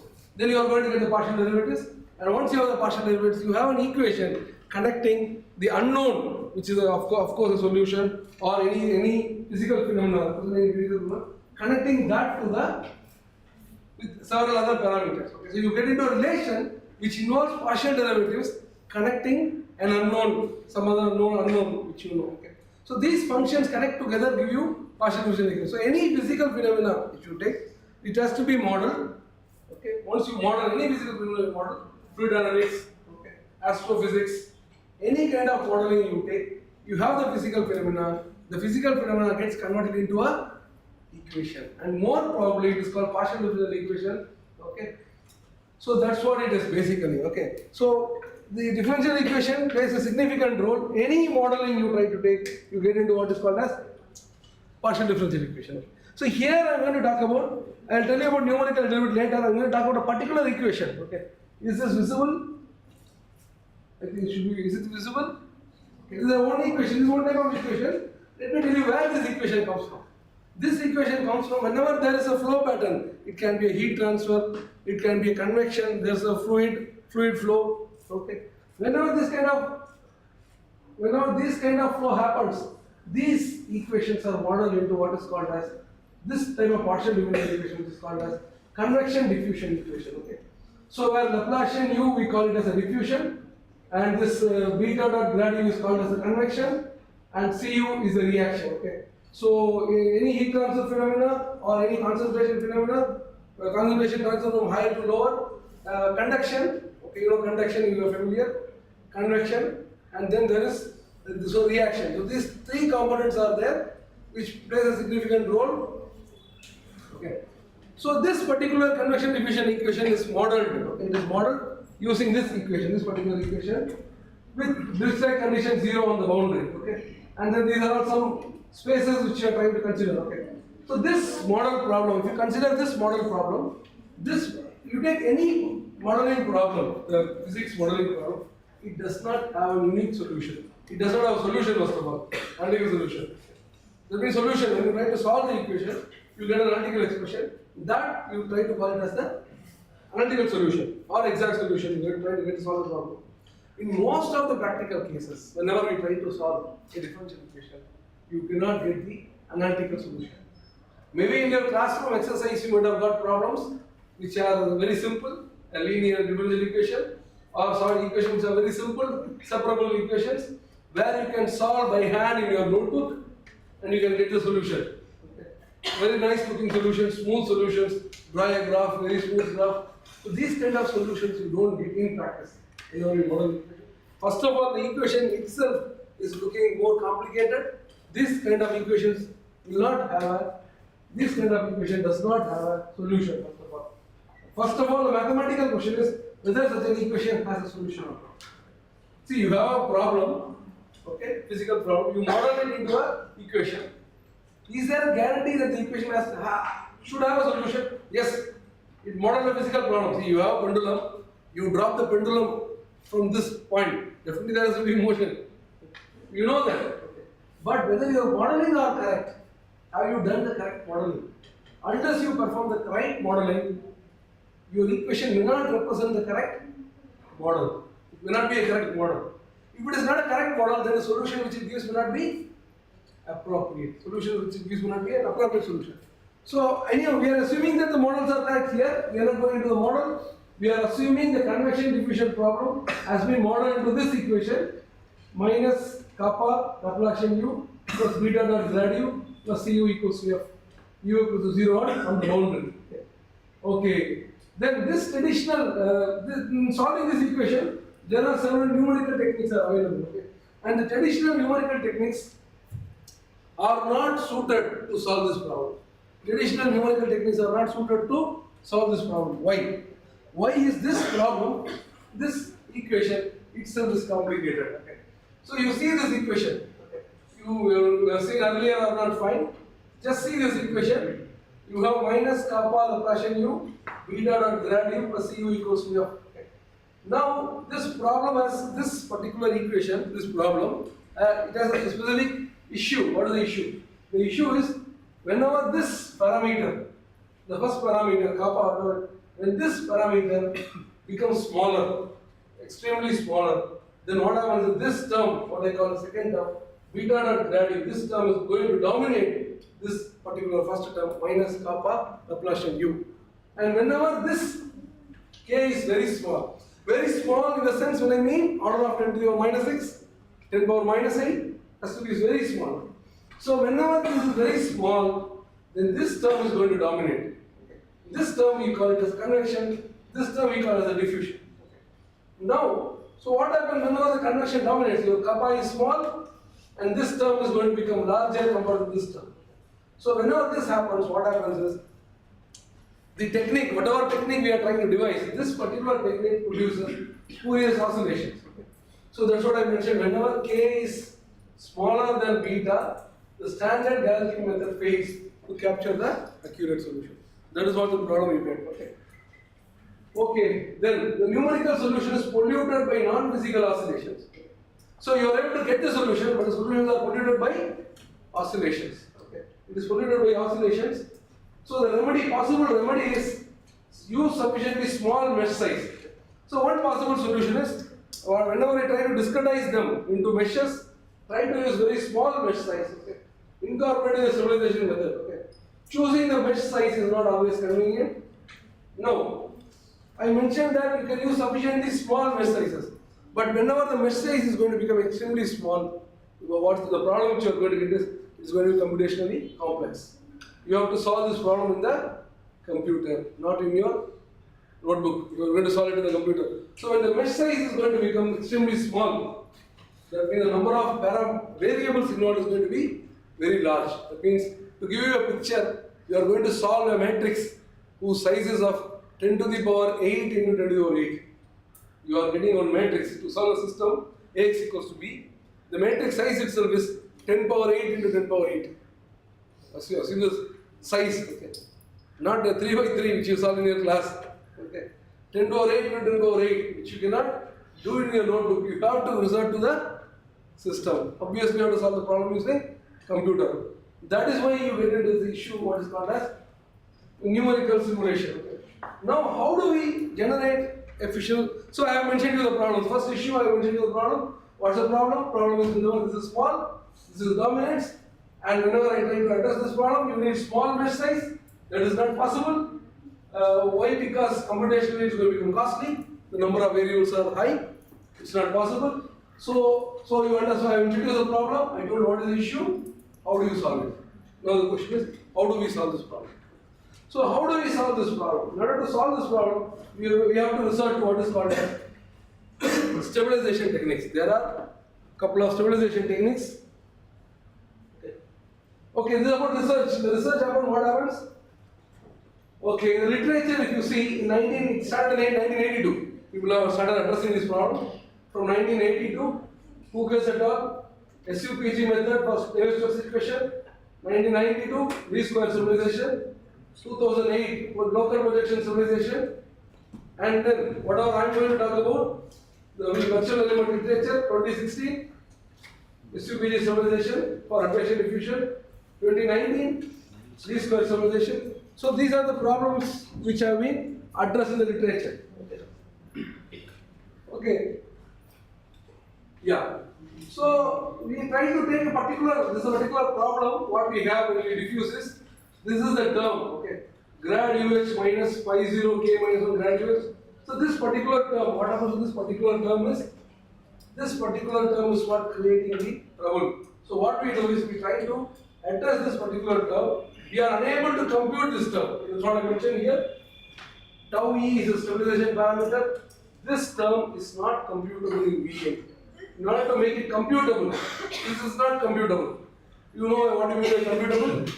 I want to compute this term in the, use this function spaces to compute this particular term. How do I compute this particular term? So this term is not computable. So what do I do is, I try to use suitably the projection operator, because grad UH is not known. So again here I am trying to project. Do the projection, instead of grad UH, you are trying to do the projection phi 0 k grad UH minus only the gradient part I am trying to do the projection. Projection means if there is a function, I am trying to do the projection onto a polynomial. So that's what we mean by projection. So in order to compute this particular term, I am trying to do the projection. Okay. Any non-trivial function will satisfy this condition. Okay. So we try to define the function space. So how the function space is defined? So the function space is defined as a function belonging to h1 into the same. So these are some of the functions we are trying to address. We are trying to take a continuous function space, and then the Laplacian WH belongs to a polynomial, and then WH restricted onto each edge belongs to a polynomial of degree k. So what does it mean? Suppose you have a triangle. Okay, you have a triangle. You know the nodes, the vertices are the nodes, and then there are edges. 3 edges are there, and then on each edges you are calling as the. So you impose different conditions at the vertices, at the edges. Okay, that's what we are trying to do here. And then I am trying to modify this particular term. Okay. So this is the first problem. So I am talking about the first problem, nonlinear convection, diffusion, reaction equation. Okay. Okay. So as I mentioned, this k is very smaller than beta. I told this k is extremely smaller compared with beta. That's what is the problem we have. Okay, these are some of the nonlinear thing. We introduce the energy norm. We introduce the energy norm to tackle this. So in order to do this, see, we do two things. I need to explain that. Two things. One is, first, mathematically address the problem. Mathematically address the problem. You have a physical process. We have modeled. It is brought into a partial differential equation. We need to solve the equation. There are no analytical tools to solve the equations. Okay. Then what do? We go for numerical technique. Okay. So in numerical technique, when we resort to this, again it leads to whether the numerical solution is there or not. Mathematical question is whether there exists a numerical solution or not. We need to see whether once the numerical solution exists. Okay. So we introduce this kind of norms and we talk about the existence of numerical solution. Once we talk the numerical solutions, okay, we prove some estimates. Okay, we have energy estimates, and then we go for the convergence study. So what do you mean by convergence study? Convergence study, what do we mean by that? That means, initially we told about analytical solution. Given PD has an exact solution or analytical solution. Now you compute the numerical solution and say that as the mesh size becomes smaller and smaller, or the mesh size approaches 0, okay, then your numerical solution tends to the analytical solution. That's what we mean by convergence. Okay. The numerical solution approaches the exact solution. That's what we mean by convergence. In order to do that convergence, what we do is we try to choose some parameters for k, beta, gamma, and g of u, etc. And then I try to compute this. So what does that mean? It means when the mesh size is 1 by 5, I get this error. When the mesh size is 1 by 10, I get this error. When the mesh size is 1 by 20, I get this error. Okay. So we are trying to do the error, we are trying to calculate the error for different mesh size h. 1 by 5, 1 by 10, 1 by 20, 1 by 40, etc. Okay. So when you go down, when you keep on reducing your mesh size, you are very easily you can see that the error is decreasing. Okay. So this e minus 2 means 10 to the power minus 2, 10 to the power minus 3, 10 to the power minus 4, okay. 6 into 10 to the power minus 4, 1.6 into 10 to the power minus 4, it's decreasing. And then we try to compute the error gets decreased, we are trying to compute the rate of the error. Okay. What is the rate of the error? Okay. So you can compute, you can divide this by this and divide that by this difference. So you get a rate 2.02, 1.95, 1.96. These are the rate of the convergence. So theoretically, mathematically we have proved the rate of the convergence is 2. Okay, you can see that whenever I showed you the initial convergence at this place. You see that I showed you in the L2 now the error decreases h to the power k plus 1. K plus 1. When k equals to 1, h to the power k plus 1 means h square 2. Okay. When k equals to 1, it is h square. 2 is the rate of convergence. And for energy now, it is h to the power k. That means when k equals to 1, it is 1. The order of convergence is 1.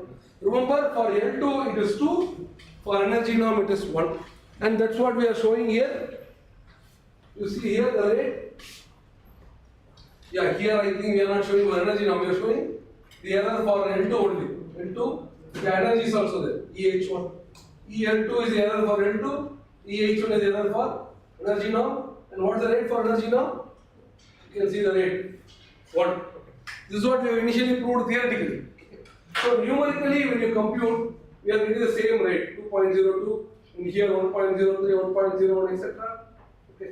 And then on this column, we have also showed the CPU, seconds, how much time it takes to run. How much time it takes for your code to run. Okay.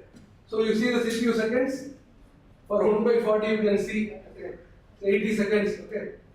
And then this is when order 2, it is 97.41 seconds, okay.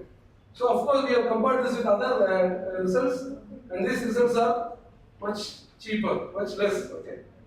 So yeah, so here you can see 2, here you can see 3. When the order increases, when k equals to 1, you can see L2 2 and H1 1. When k equal to 2, you can see L2 3, H1 2. So this theoretically we prove and numerically. So this first problem, fairly a simple problem. It is only the first problem is solved simply to indent convergence study, just to show the convergence. The next problem, yeah, this is another problem. This is interesting. So this to do this example is interesting because this picture, whatever I am showing you, the picture at B you can see, this is nothing but this was solved by Chinese people. Okay, Chinese people 2021. So when we were trying to solve this problem, okay, so we came across this paper. So after reading this paper only we went into that. Okay. So we saw this paper in 2021, published by this Li Yang and M Feng, okay, the Chinese people. Okay, so you know this, they solved it. Okay, so I am showing the B picture, the left picture and the B, the right one. Okay, the left one, right picture and B. You can see these are the pictures. These are the stabilization, the solution U at tau naught equals 0.6. Okay. And then we could find that on the right hand side towards the top right, okay, you can see that still there are a lot of spurious oscillations are present in their solutions. Okay. So they have used a specific technique, okay, which we are also used. Okay. But then we found out that the way in which they used the technique was not correct. We could figure out that because we have been working for almost more than 10 years now. We are working in this topic. Okay. So we found out that when we saw the paper, we want to do that problem. When we saw the Chinese guy has done the problem, we took the paper and we read it. And then we found out that there is a mistake. Their formulation was not correct. So that gave us the motivation, and then we know what to do there. So we went, and then with our this thing, we tried to modify the formulation, and then we got this result for the same problem, which removed the spurious oscillation present in their paper. That we could able to remove. So this gave us the motivation, and then we tried to solve this problem. In fact, this was the first. With that, we were able to solve the problem. Okay. So next problem. Since I mentioned about fluid flow, is again another problem. We are given a domain. We are trying to partition the domain into two parts. Okay. One governed by the green one governed by Stokes flow, the blue one governed by Darcy flow. There are two models, Stokes model and Darcy model. Now, what do you mean by Darcy model? Darcy model means Darcy model is something. Suppose you pour a water in a sand. It absorbs, there is a permeability. Okay. So it absorbs, porous. You have a porous medium. So this medium we call it as a porous medium, and the green one we try to call it as the fluid flow domain. Okay. And then there is a red one, you see the red one, which is called as an interface. Red one is called as the interface problem.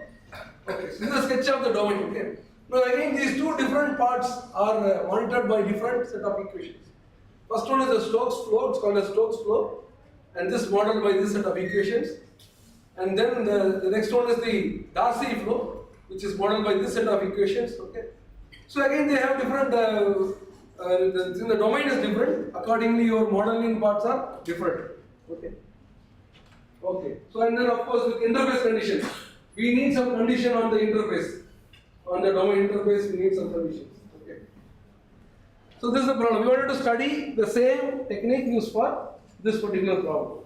Again, I will go to the examples. I will show you the estimate and then I will go to the examples. Yeah, these are some of the analysis which you perform. Okay. Now, estimate, energy estimate. So if you take the error estimate, again here also we do the error estimate. U minus UH, phi minus phi H, P minus P. What are these parameters? Of course, U stands for velocity, P stands for velocity, P stands for the permeability. So this is these are the parameters which you try to estimate, and again you get the error as h to the power k. When k equals to 1 into h square, etc. Okay. So this is what traditionally we do. Okay. So this one of our paper got published in this particular journal. Okay. In the error in the L2 now. Okay. Now the study. How do we study? Again, whatever I told you, the two domains. We consider two domains like this, a partition like this, a triangulated like this, and then with this particular model problem. Okay. And again, we like to simulate this. Okay. We first want to study the convergence. So these are our convergence curves. Okay, so convergence curve for velocity, pressure, hydraulic head. These are the three variables we are trying to study. One is velocity, another one is pressure, another one is hydraulic head.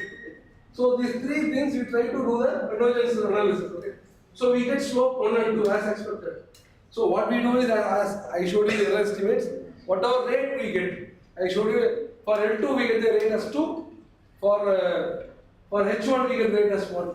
That's energy norm and L2 norm. Okay. Okay, then there is the next problem. Next problem what we studied is coupled Stokes temperature equation with a non-linear viscosity. Okay. Temperature equation non-linear. So this is again another form of equation.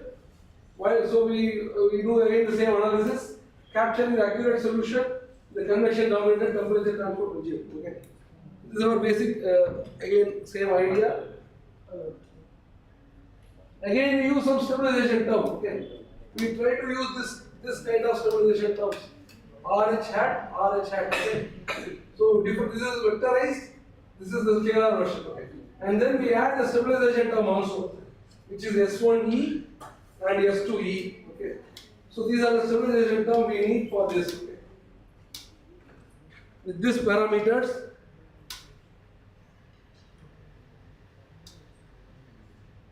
okay, well posters are the coupled problems. Okay, again we are doing this analysis. Okay, now coming back to the problem. So this is a classical benchmark problem. What it is? It is a flow past this aerofoil thing. Okay.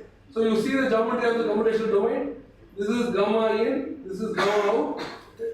Of course, this is modeled by this equations. The boundary conditions for the velocity and temperature are as given below. So for velocity and temperature, gamma in, gamma out, the velocity is 0 on dou gamma, omega dou omega, phi equals to 1 on gamma in. Okay. These are the boundary conditions. Okay. So the exact temperature is phi exact equals to 1. So this is a classical benchmark problem which was studied by several authors over the past several years. Okay. Then I like to show you these results. So what the result we could get is, yeah, this is the result which we could get. The present method for k equal to minimum minus 6, mu equal to minimum minus 2. Okay. The stabilized velocity now, stabilized temperature. These two we like to plot here. Okay. So we see the measure of the minimum and maximum oscillation in the reference table. Okay. So you could see that when your h is 1 by h is 64, when h equal 1 by 64, almost they are 0, they are negligible. Okay. So the minimum and maximum of this velocity head is almost negligible here. It is not significant, not significant. Okay. So the results, we got better results. We got better results here. Similarly, we have done for higher order, next order also. Yeah.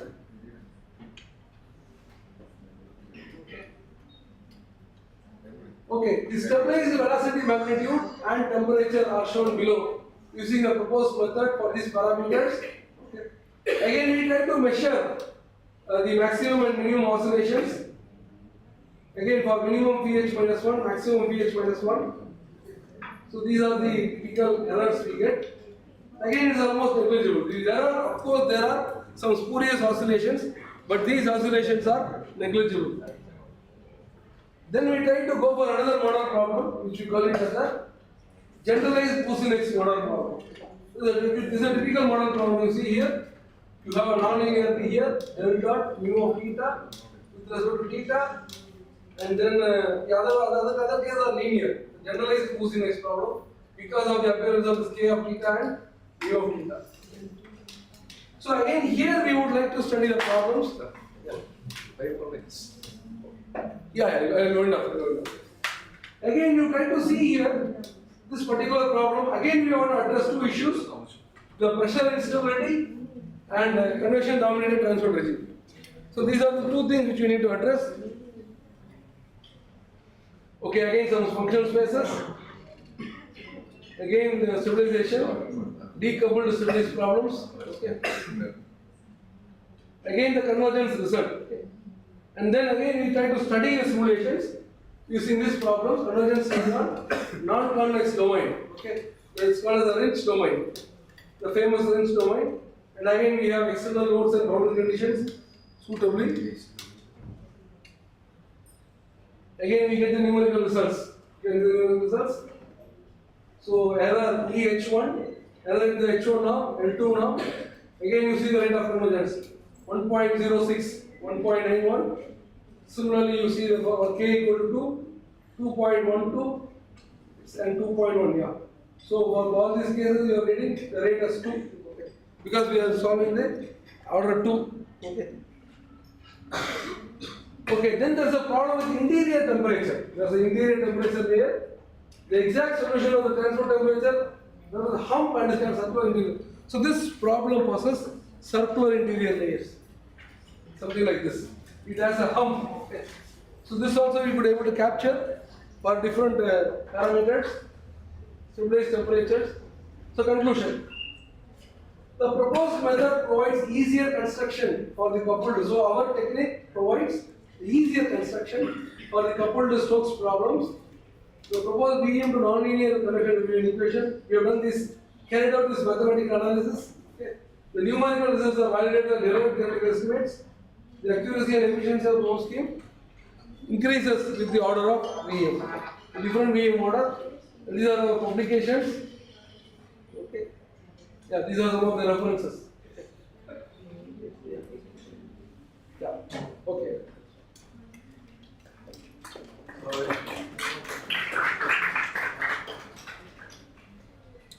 So this equation has application in space science. Not only general fluid dynamics, general applications to fluid dynamics, astrophysics, heat transfer, several areas where this kind of problems are used. Not only space science. No, specifically, what is in the space science is used? You are working in the Indian Institute of Space Science. Yeah, orbit. So we are doing in partial differential equation. Yeah, whenever there is your rocket models are there, the nozzle, ejection in the nozzle, combustion, these kind of areas, these models come naturally. All these equations, they come naturally in those problems. Okay. Especially rocket nozzle, those issues, the combustion, especially the inert gas, the flame problem. These kind of places where naturally these equations are modeled. Of course, we have to compare the results with those original results. Yeah, but this last technique you mentioned is some least square related. Least square stabilization. Yeah. So the error, you have the exact solution, the approximate solution. We take the error square and project it onto some other space and reduce the error, minimize the error. That's the same idea. So least square means the square of the error getting minimized. The standard idea. Whether the stochastic differential. No, I don't have stochastic here. Here all deterministic model only. We are ready to go into the stochastic case. All deterministic model only. Yeah, because of course, if you have some results with the space, we should not show. We should not show the results outside. Okay. These are generic models. Need permission from the. These are generic models where we study generic results because they are published. And their publishing is also not easy. You need an approval from a committee to go for publication. Yeah. So let us thank Professor Pavel.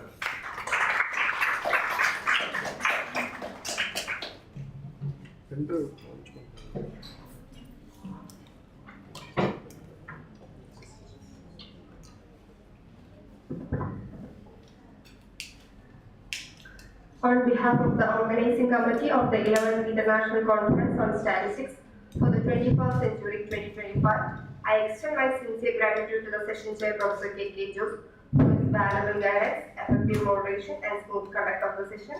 I would like to express my heartfelt thanks to our distinguished speakers, Dr. Natarajan and Dr. Jagannath Krishna, for sharing their valuable insights and research contributions. I once again express my heartfelt thanks to each one of you for your valuable time and presence. Thank you for your kind participation. Now I invite Professor Satish Kumar to kindly hand over a token of love and gratitude to the chair of the session, Professor K.K. Jose, and the speakers of the session, Dr. Jagannath Krishna and Dr. Natarajan. I think Professor has given to them. Speakers. This is for who? Chairman.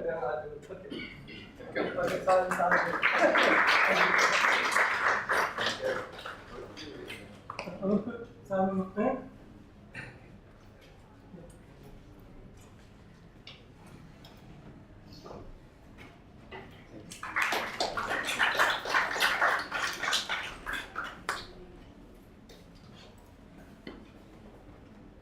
Thank you.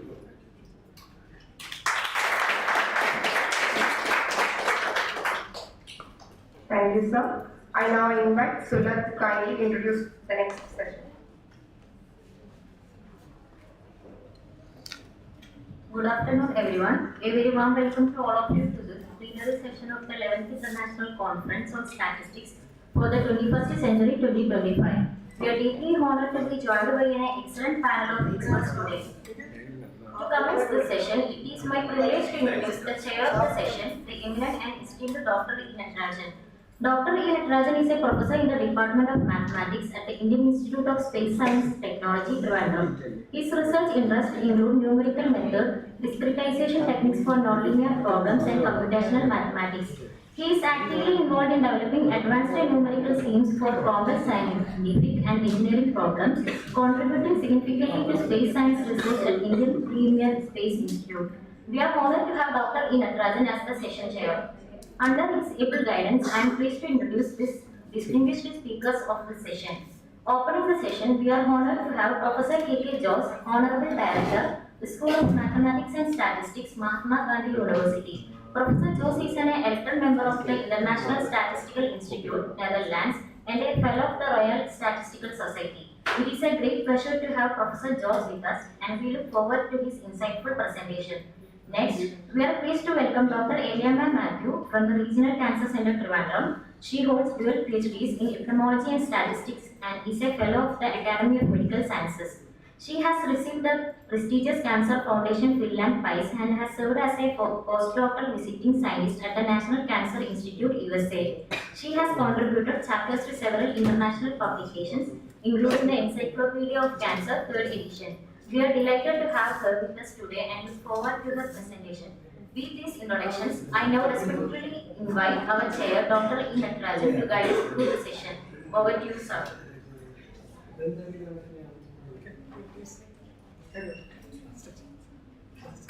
Yeah, so it's our pleasure to invite Professor K.K. Jose. He's one of the senior most person he's most experienced, and so I would like to invite him to deliver the lecture on risk modeling and analysis using INOR process. Sir, welcome. Okay. So as you all know, risk modeling that is actually associated with the different types of risk arises whenever there is threat or damage. So for loss of money, for loss of life. So in health sciences, so in health also, this risk is coming in financial mode. So when you are investing in some assets, etc., there is some risk in insurance also. So all this. So if you know the associated chance or probability for risk, it can be avoided or its impact can be reduced through preemptive action. So we can interfere. Then in the modern world, there is risk in every action and decision. Risk modeling and analysis is an important problem in actuarial context for compensating unexpected catastrophes. So for an insurance company, for them, if there are too many claims, certainly it will be the company will be at risk, and there is risk and randomness associated with the claim frequency and sizes and returns of the investment. For investments in stock markets also, risk is a main factor of concern. So in recent years, so in most of the organizations, whether it is public or private, so we are more concerned with minimizing risk, and they have adopted a wide array of models and simulations to address this operational risk, managerial, geopolitical, and all types of risk. So wider availability of data, so this was sophisticated analysis methods actually have enabled modeling more practical. So earlier it was very difficult. So nowadays we are having high fast computing techniques. At the same time, the need to cope with the increasingly complex environment, so increasingly uncertain environment is making it more complex and critical. And so the foundations. So in the modern context, so all this data can be handled easily, but it has become complex, more complex.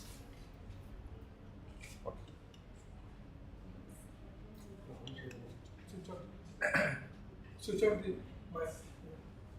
What about? So regarding, I think my sound is also good. You can hear? Okay. So the initial works in risk analysis was actually by Philip Lundberg and Harold Kramer, and we know the very famous Kramer-Lundberg model.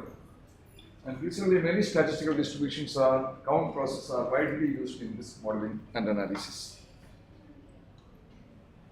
So regarding the recent papers, Mao and Lia developed a risk model and obtained ruin probability compound Poisson geometric process. Mingova, 2004 introduced compound polyar appellee models as a compound Poisson process with the truncated geometric distribution. They showed that polyappellee process provides a good flexibility in modeling count data when it processes over dispersion. Over dispersion means the dispersion variance is greater than mean. Mingova 2011 developed inflated polyar processes and discussed its applications in this model. Then another is Tukova and Mingova 2013 obtained characterizations associated with this type of models. Stefanka and Mingova also developed a risk model with polyappellee distribution of order k. So the first one was of order 1, then they have developed 54 k stages, etc.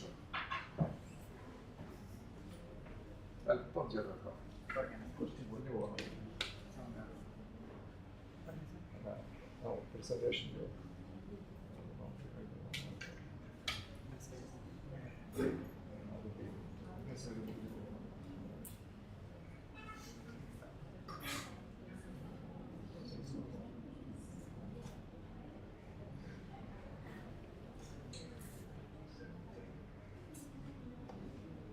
So other works are by Nasarova and Mingova 2017.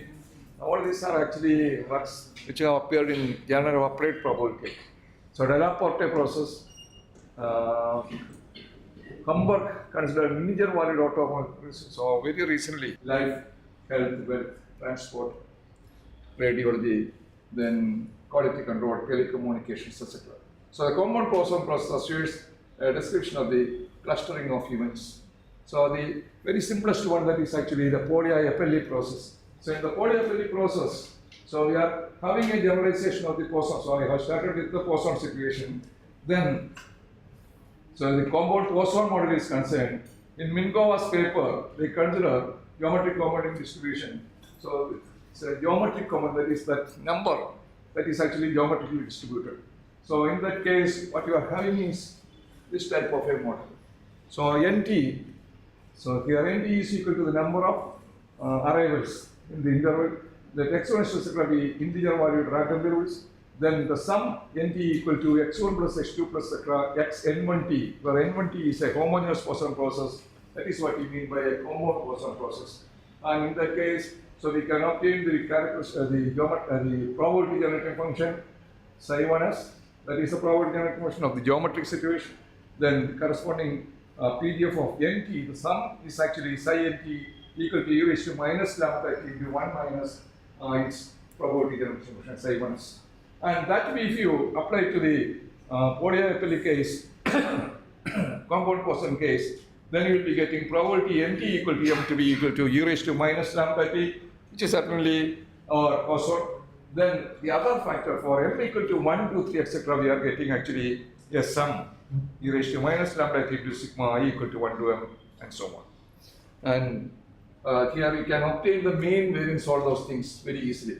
And if you want to develop it as something like a birth process or a birth-death process, etc. So in such a case, so you can have these assumptions. A counting process is said to be a polyappellee process with parameters lambda and rho if, so n0 equal to 0, the number at time point 0 that is equal to 0, and is a process with independent increments, and its arrivals are, so in an interval of length t is 1 by lambda t.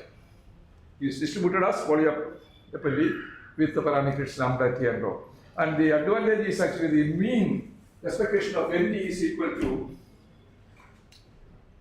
the mean expectation of NT is equal, expectation, here it is. So expectation of NT is lambda t divided by 1 minus rho. So in the usual case, it is lambda t, and where it's, so 1 minus rho is certainly larger than lambda t. As far as the variance is concerned, it's lambda t into 1 plus rho divided by 1 minus rho square. So what we can observe is the mean and variance can be calculated. We are having closed form expression so that we can have an idea about the mean value, the mean amount, then the variance also. The Fisher index, that is actually the coefficient of variations, so variance divided by expectation. So that is actually 1 plus 2 rho divided by 1 minus rho, that is greater than 1. So always greater than 100%. So therefore, not only Poisson process is a particular case of polyhappily process. So when it is Poisson process, when rho equal to 0. When rho equal to 0, it is expectation is equal to lambda t. So otherwise it is not Poisson. So it is a special case. So Poisson process is a particular case of polyhappily process. But for polyhappily process, it is over dissipates. So here this variance, the mean and variance, if you consider the variance is larger than the mean. So that is actually the advantage here. And this will provide greater flexibility in modeling data rather than using the Poisson process. So polyhappily process you can think of as a delayed renewal process.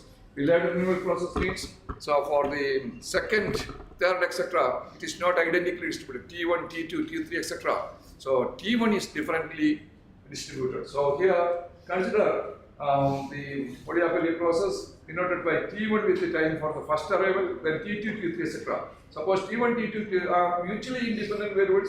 If T1 is exponentially distributed with the parameter lambda, T2, T3, etc. are exponentially distributed with mass rho at 0, and that you denote by is T2 exponentially lambda rho. That is something like an exponentially tailed one. Where at 0 also there is some probability, otherwise it is exponential. So in that case, the distribution function is here, and this is actually the ft1 that is. So here for T2, this is the expression. So for T1, we will be getting a different expression. So that is why it is a delayed renewal process. So for the delayed renewal process, T1, T2, etc. is called a Poisson polyhappily process. Then this you can think of as a pure birth process with these axioms. So n0 equal to 0, nd is a process with independent and stationary increments. The state transition probabilities, our usual in the birth death models, etc. We are having this one. So probability nt plus h is equal to n given nt equal to m. That we are having 1 minus lambda t into h plus order h n equal for n equal to m. Otherwise, for n equal to m plus 1, m plus 2, etc. we are having this expression. So this way, if you proceed with these axioms or these postulates, you can develop a pure birth process, and that will be the polyhappily process. So just like a simple generalization of pure birth process which we are studying in our MSc classes. Then the waiting time distribution, etc. we can compute, and that is also ft1, ftnt is equal to this one. So little bit complicated expressions, but this can be calculated or computable. So the distribution function that is a generalization of the Erlang distribution. So you remember Erlang distribution, which is discrete gamma actually. So inflated case, in the inflated case for the polyhappily process, the number of items in the time interval, if you take in the inflated case, we say that the distribution is an inflated parameter Poisson. So inflation is actually, so this lambda divided by 1 minus rho. So here this probability is of this expected value, this is expectation of nt given lambda. This is larger than lambda t. So this lambda by 1 minus rho is a larger quantity, larger one lambda, the ordinary lambda. So that way the parameter is a little more inflated. So it will higher than that. So inflation means inflation, price inflation. So you know, so we are having higher prices. What is that? So the same idea is there. So this is referred to as inflated situation. The time until the first epoch time T1 and interval time, arrival times T2, T3, etc. mutually independent random variables. T1 is exponentially distributed with the parameter lambda. T2, T3 are identically distributed, not exactly as T1. So T2 is equal to 0 with the probability rho, and otherwise with the probability 1 minus rho, it is exponentially distributed. And in that case, so what you can observe is ft2t is 1 minus rho into e raised to minus lambda. Then mixture distribution also we will be considering. Mixturing means parameter is a random variable. So binomial distribution with the parameter n. So usually it is fixed. So if it is a random variable, then we are having a mixed binomial situation. So Poisson distribution with the parameter lambda, if it is following some gamma distribution, then what we will be getting is a negative binomial distribution. All these things are standard distribution theory. So in such a situation, what you are considering is, I have given that binomial parameter n may be a Poisson random variable, and that will lead to hypergeometric situation and so on. So that way we are having different types of mixture distributions. So here such a mixture distribution we are considering. So here lambda is a random variable. Then, so here in the polyapely process, lambda is a random variable. The probability distribution lambda is called the parameter, and the mixing distribution. We may interpret one as the conditional distribution of NP given lambda equal to lambda. So in that case, if lambda is gamma, is distributed as gamma, then this is the distribution of the lambda. Then what you will be getting is actually, the classical situation, it is going to be negative binomial. It is a generalization of geometric, you know. So modification here also you will be getting. That is actually what is again. So beta by beta plus t whole raised to the r for m equal to 0, for m equal to 1, 2, etc. You will be having a closed form expression. This can be calculated for different values of m. And regarding the properties here also, what you can observe is here, this is just the inflated parameter negative binomial distribution. So in the usual situation, it is a symbol, the ordinary negative binomial distribution. Here it is inflated means, so it is beta by beta plus 1 into rho. No, beta by beta plus 2. Then, so this distribution is usually denoted by inflated negative INB, beta by beta plus 2 rho 0. So this was introduced by Mingo in 2001. And it coincides with the usual negative binomial distribution when rho is equal to 0. If the number of events up to time t is negative binomial distributed, it is called the Polya process also. So it also can be regarded as a counting process, and there also the sum can cancel t1 plus t2 plus etc. tn, that will be the waiting time distribution. Then its probability function also you can obtain the time, the waiting time distribution. So in the interarrival time distribution, it is the waiting time between the first and second and third and so on. So there also f of Snt, that is the total waiting time up to the nth event. So that also you can obtain, and it is a closed form expression, can be computed. The mean and variance, mean is very simple. So expectation of Nt is equal to r by 1 minus rho into t by beta, and variance also we are having closed form expression. So there is a relation between the mean and variance also. The mean and variance are related. The variance is a function of the mean also. So Minkova obtained a generalized pure birth process, and these transition probabilities you can give this way, and that way this can be thought of as a pure birth process having these transition probabilities. Now we are, in our work, we are considering an extension of this, or we are bringing them to a closed form into a generalized power series class of distributions. As far as generalized power series class of distributions are concerned, they involve the binomial Poisson, negative binomial Lagrange, logarithmic series distribution and so on. So binomial when theta is having this form, then A. So as far as generalized power series distributions are concerned, it is having a very generalized form. Probability x equal to k is equal to ak into theta raised to k by g theta.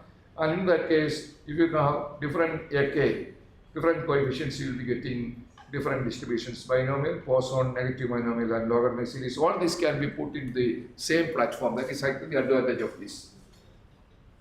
And then also we are considering the generalized power series Poisson distribution, where we consider some random sum n equal to x1 plus x2 plus xn1, where n1 is actually Poisson distribution. x1 is following a Poisson distribution. That is what we mean by the generalized power series Poisson. And for the Poisson distribution, the probability geometric motion you can have, you can substitute and you will be getting the probability for this process as e raised to minus lambda for m equal to 0, otherwise this one. So here it is not closed, it is actually a sum j equal to 1 to infinity, but you can approximate. That is the advantage. Then risk measures also we can develop. So various risk measures are there, the VAR and tail value at risk, then tail. So that is actually considered here. So these are actually standard measures used in risk modeling. VAR means value at risk. Value at risk is actually defined as this one. Value at risk is the uniform value of all R such that this probability is greater than or equal to alpha. And that is our similarly tail value at risk. It is the tail expectation. And so this is also used for comparing different risk models and which is better than the other one. And that is defined in this way. So tail value at risk is equal to expectation of x given x greater than the variance at risk, value at risk. And this can be expressed in this form. And that can be applied for the generalized power series Poisson process, and we will be getting expressions which we can compute. So here also we are considering this in the birth process structure with these axioms or with these conditions. That way we can develop and we can obtain the correlation, autocorrelation, autocovariance, then the Fisher index. All those things are possible. We are having closed form expressions. We need only to substitute the specific structure of G theta. Then this can think of as a pure birth process with these conditions. So 1, 2, 3. Then properties interval time distribution also we can obtain. Interval time distribution is ft1t is equal to 1 minus e raised to minus lambda 2, whereas the PDF is there. So for the waiting time distribution also we are having closed form expressions. Then applications, coming to the applications, so that is actually to evaluate the value at risk, etc. So you can make use of these expressions. This also involves differential equations and integrals, which are possible. Exponentials of, for simplicity, we have considered a special case when you are having exponential distributed claim sizes. We can obtain the values.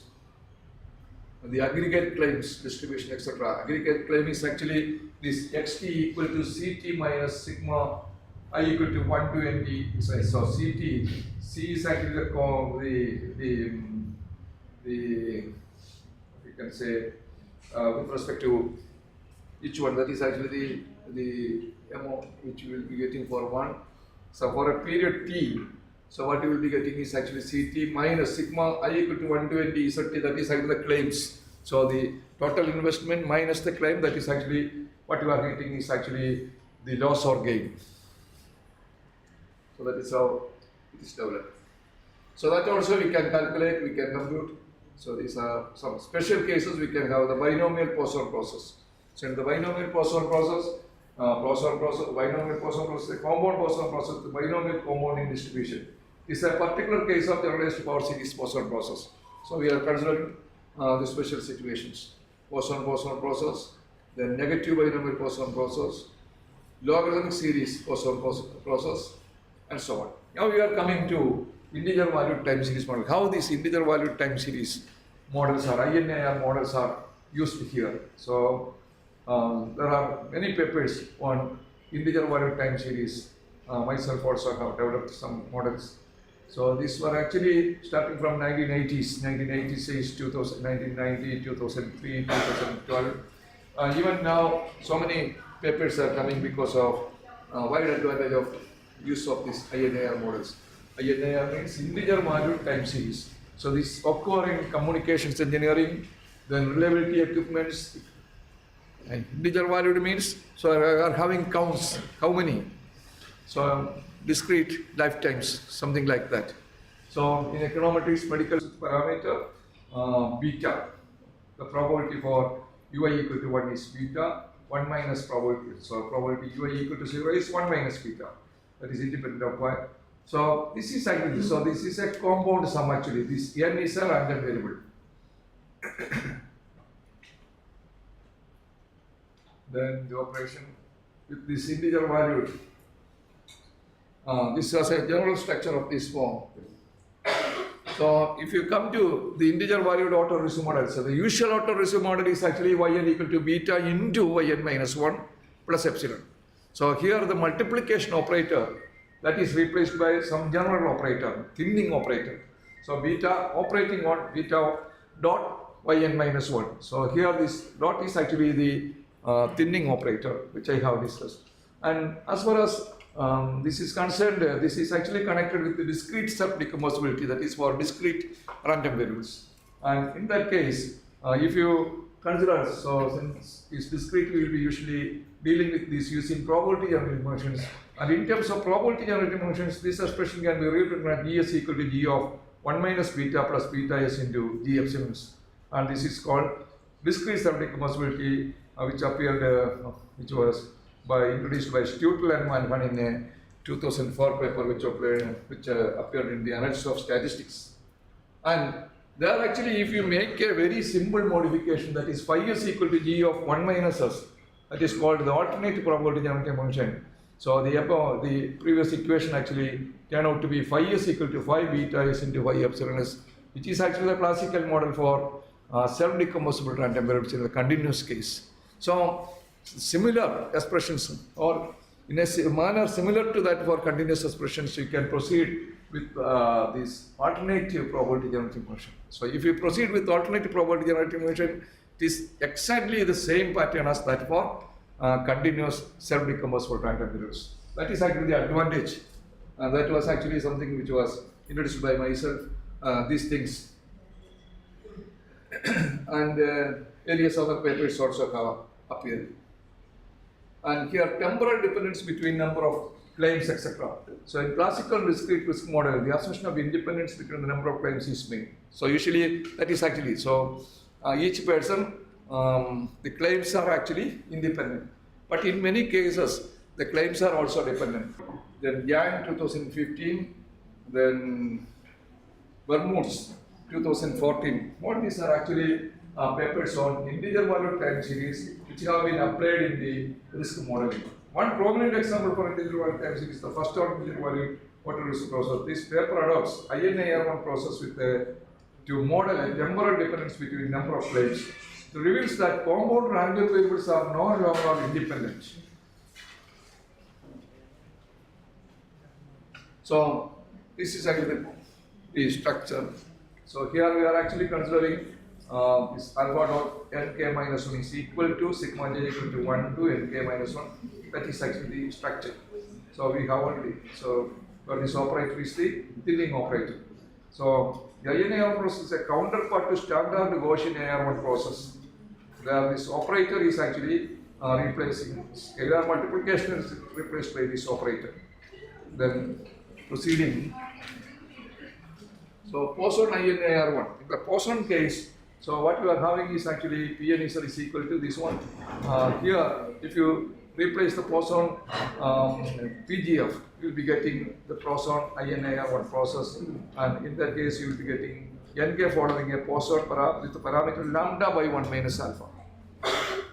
So that way we will be getting the expression, and the premium principle. So premium means some a premium principle is a rule for assigning a premium to an insurance portfolio.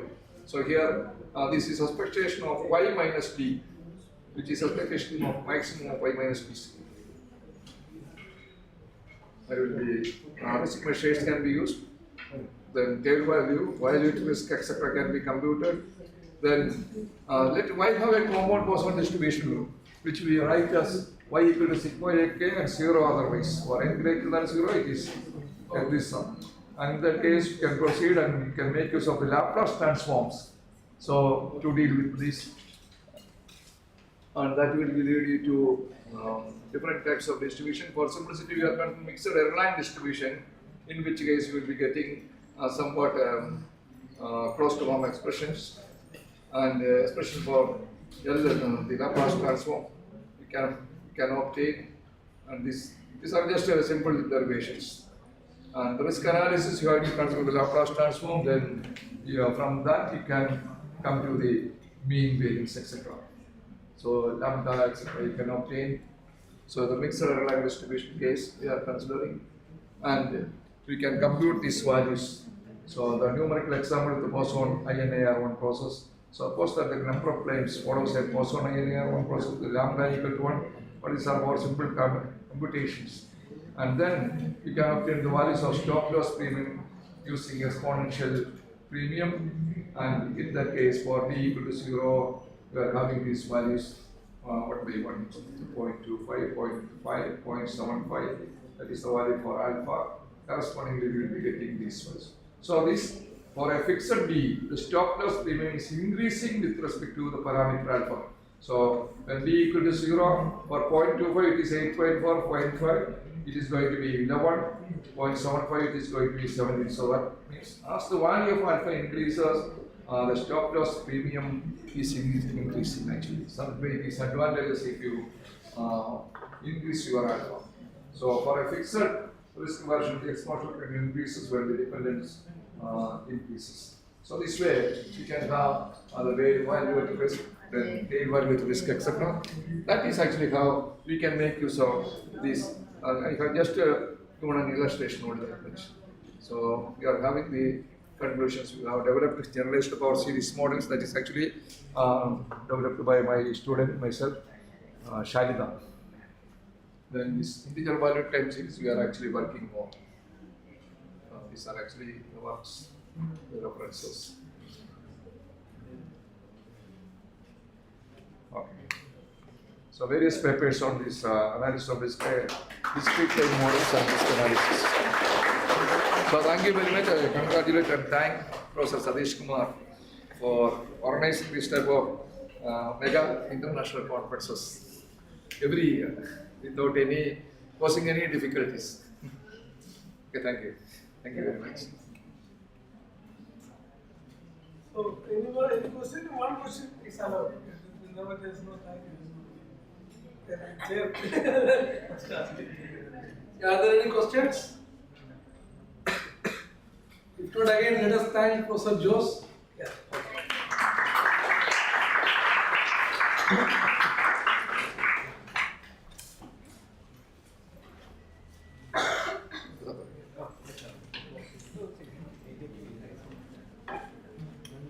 Yeah, it is my pleasure to invite Alamma Matthew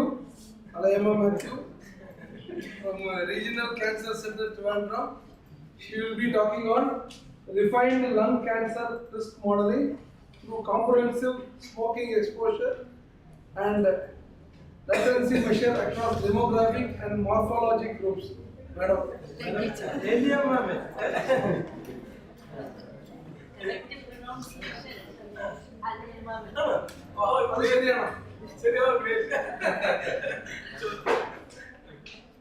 When I went to US, they pronounced the aliyam correctly. That's correct. Okay.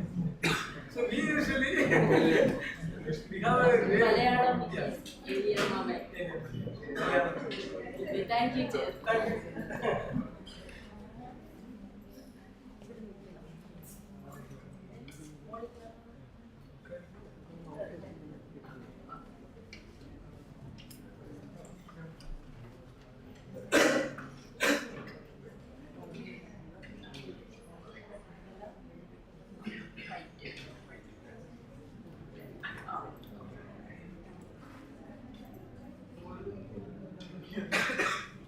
Good evening, respected Joseph, faculties in the department, delegates, dear students.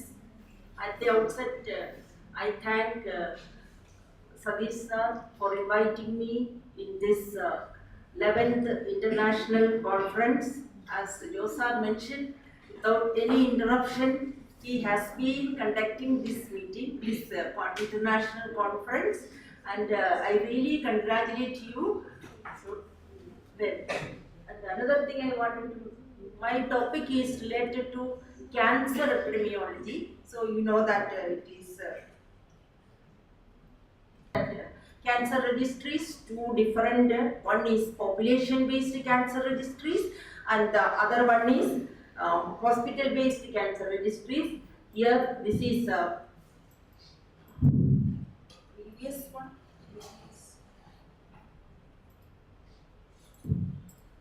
Okay. There are, in this program started in 1982, both population and hospital-based cancer registries started in 1982. At that time, there were only 3 population-based registries. These programs under the network of National Cancer Registry Program of Government of India, ICMR. So cancer registry program, this is, we collect data from various hospitals and eliminate duplicates. This is really a brilliant task. I will not go into the procedure for data collection.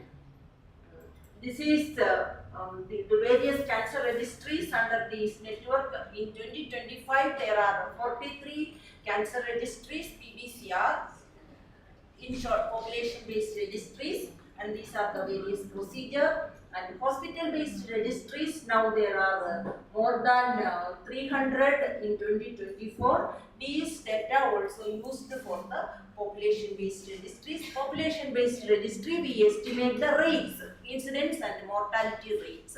Here in the hospital-based rates, hospital-based data, we don't estimate the rates, we count data are used.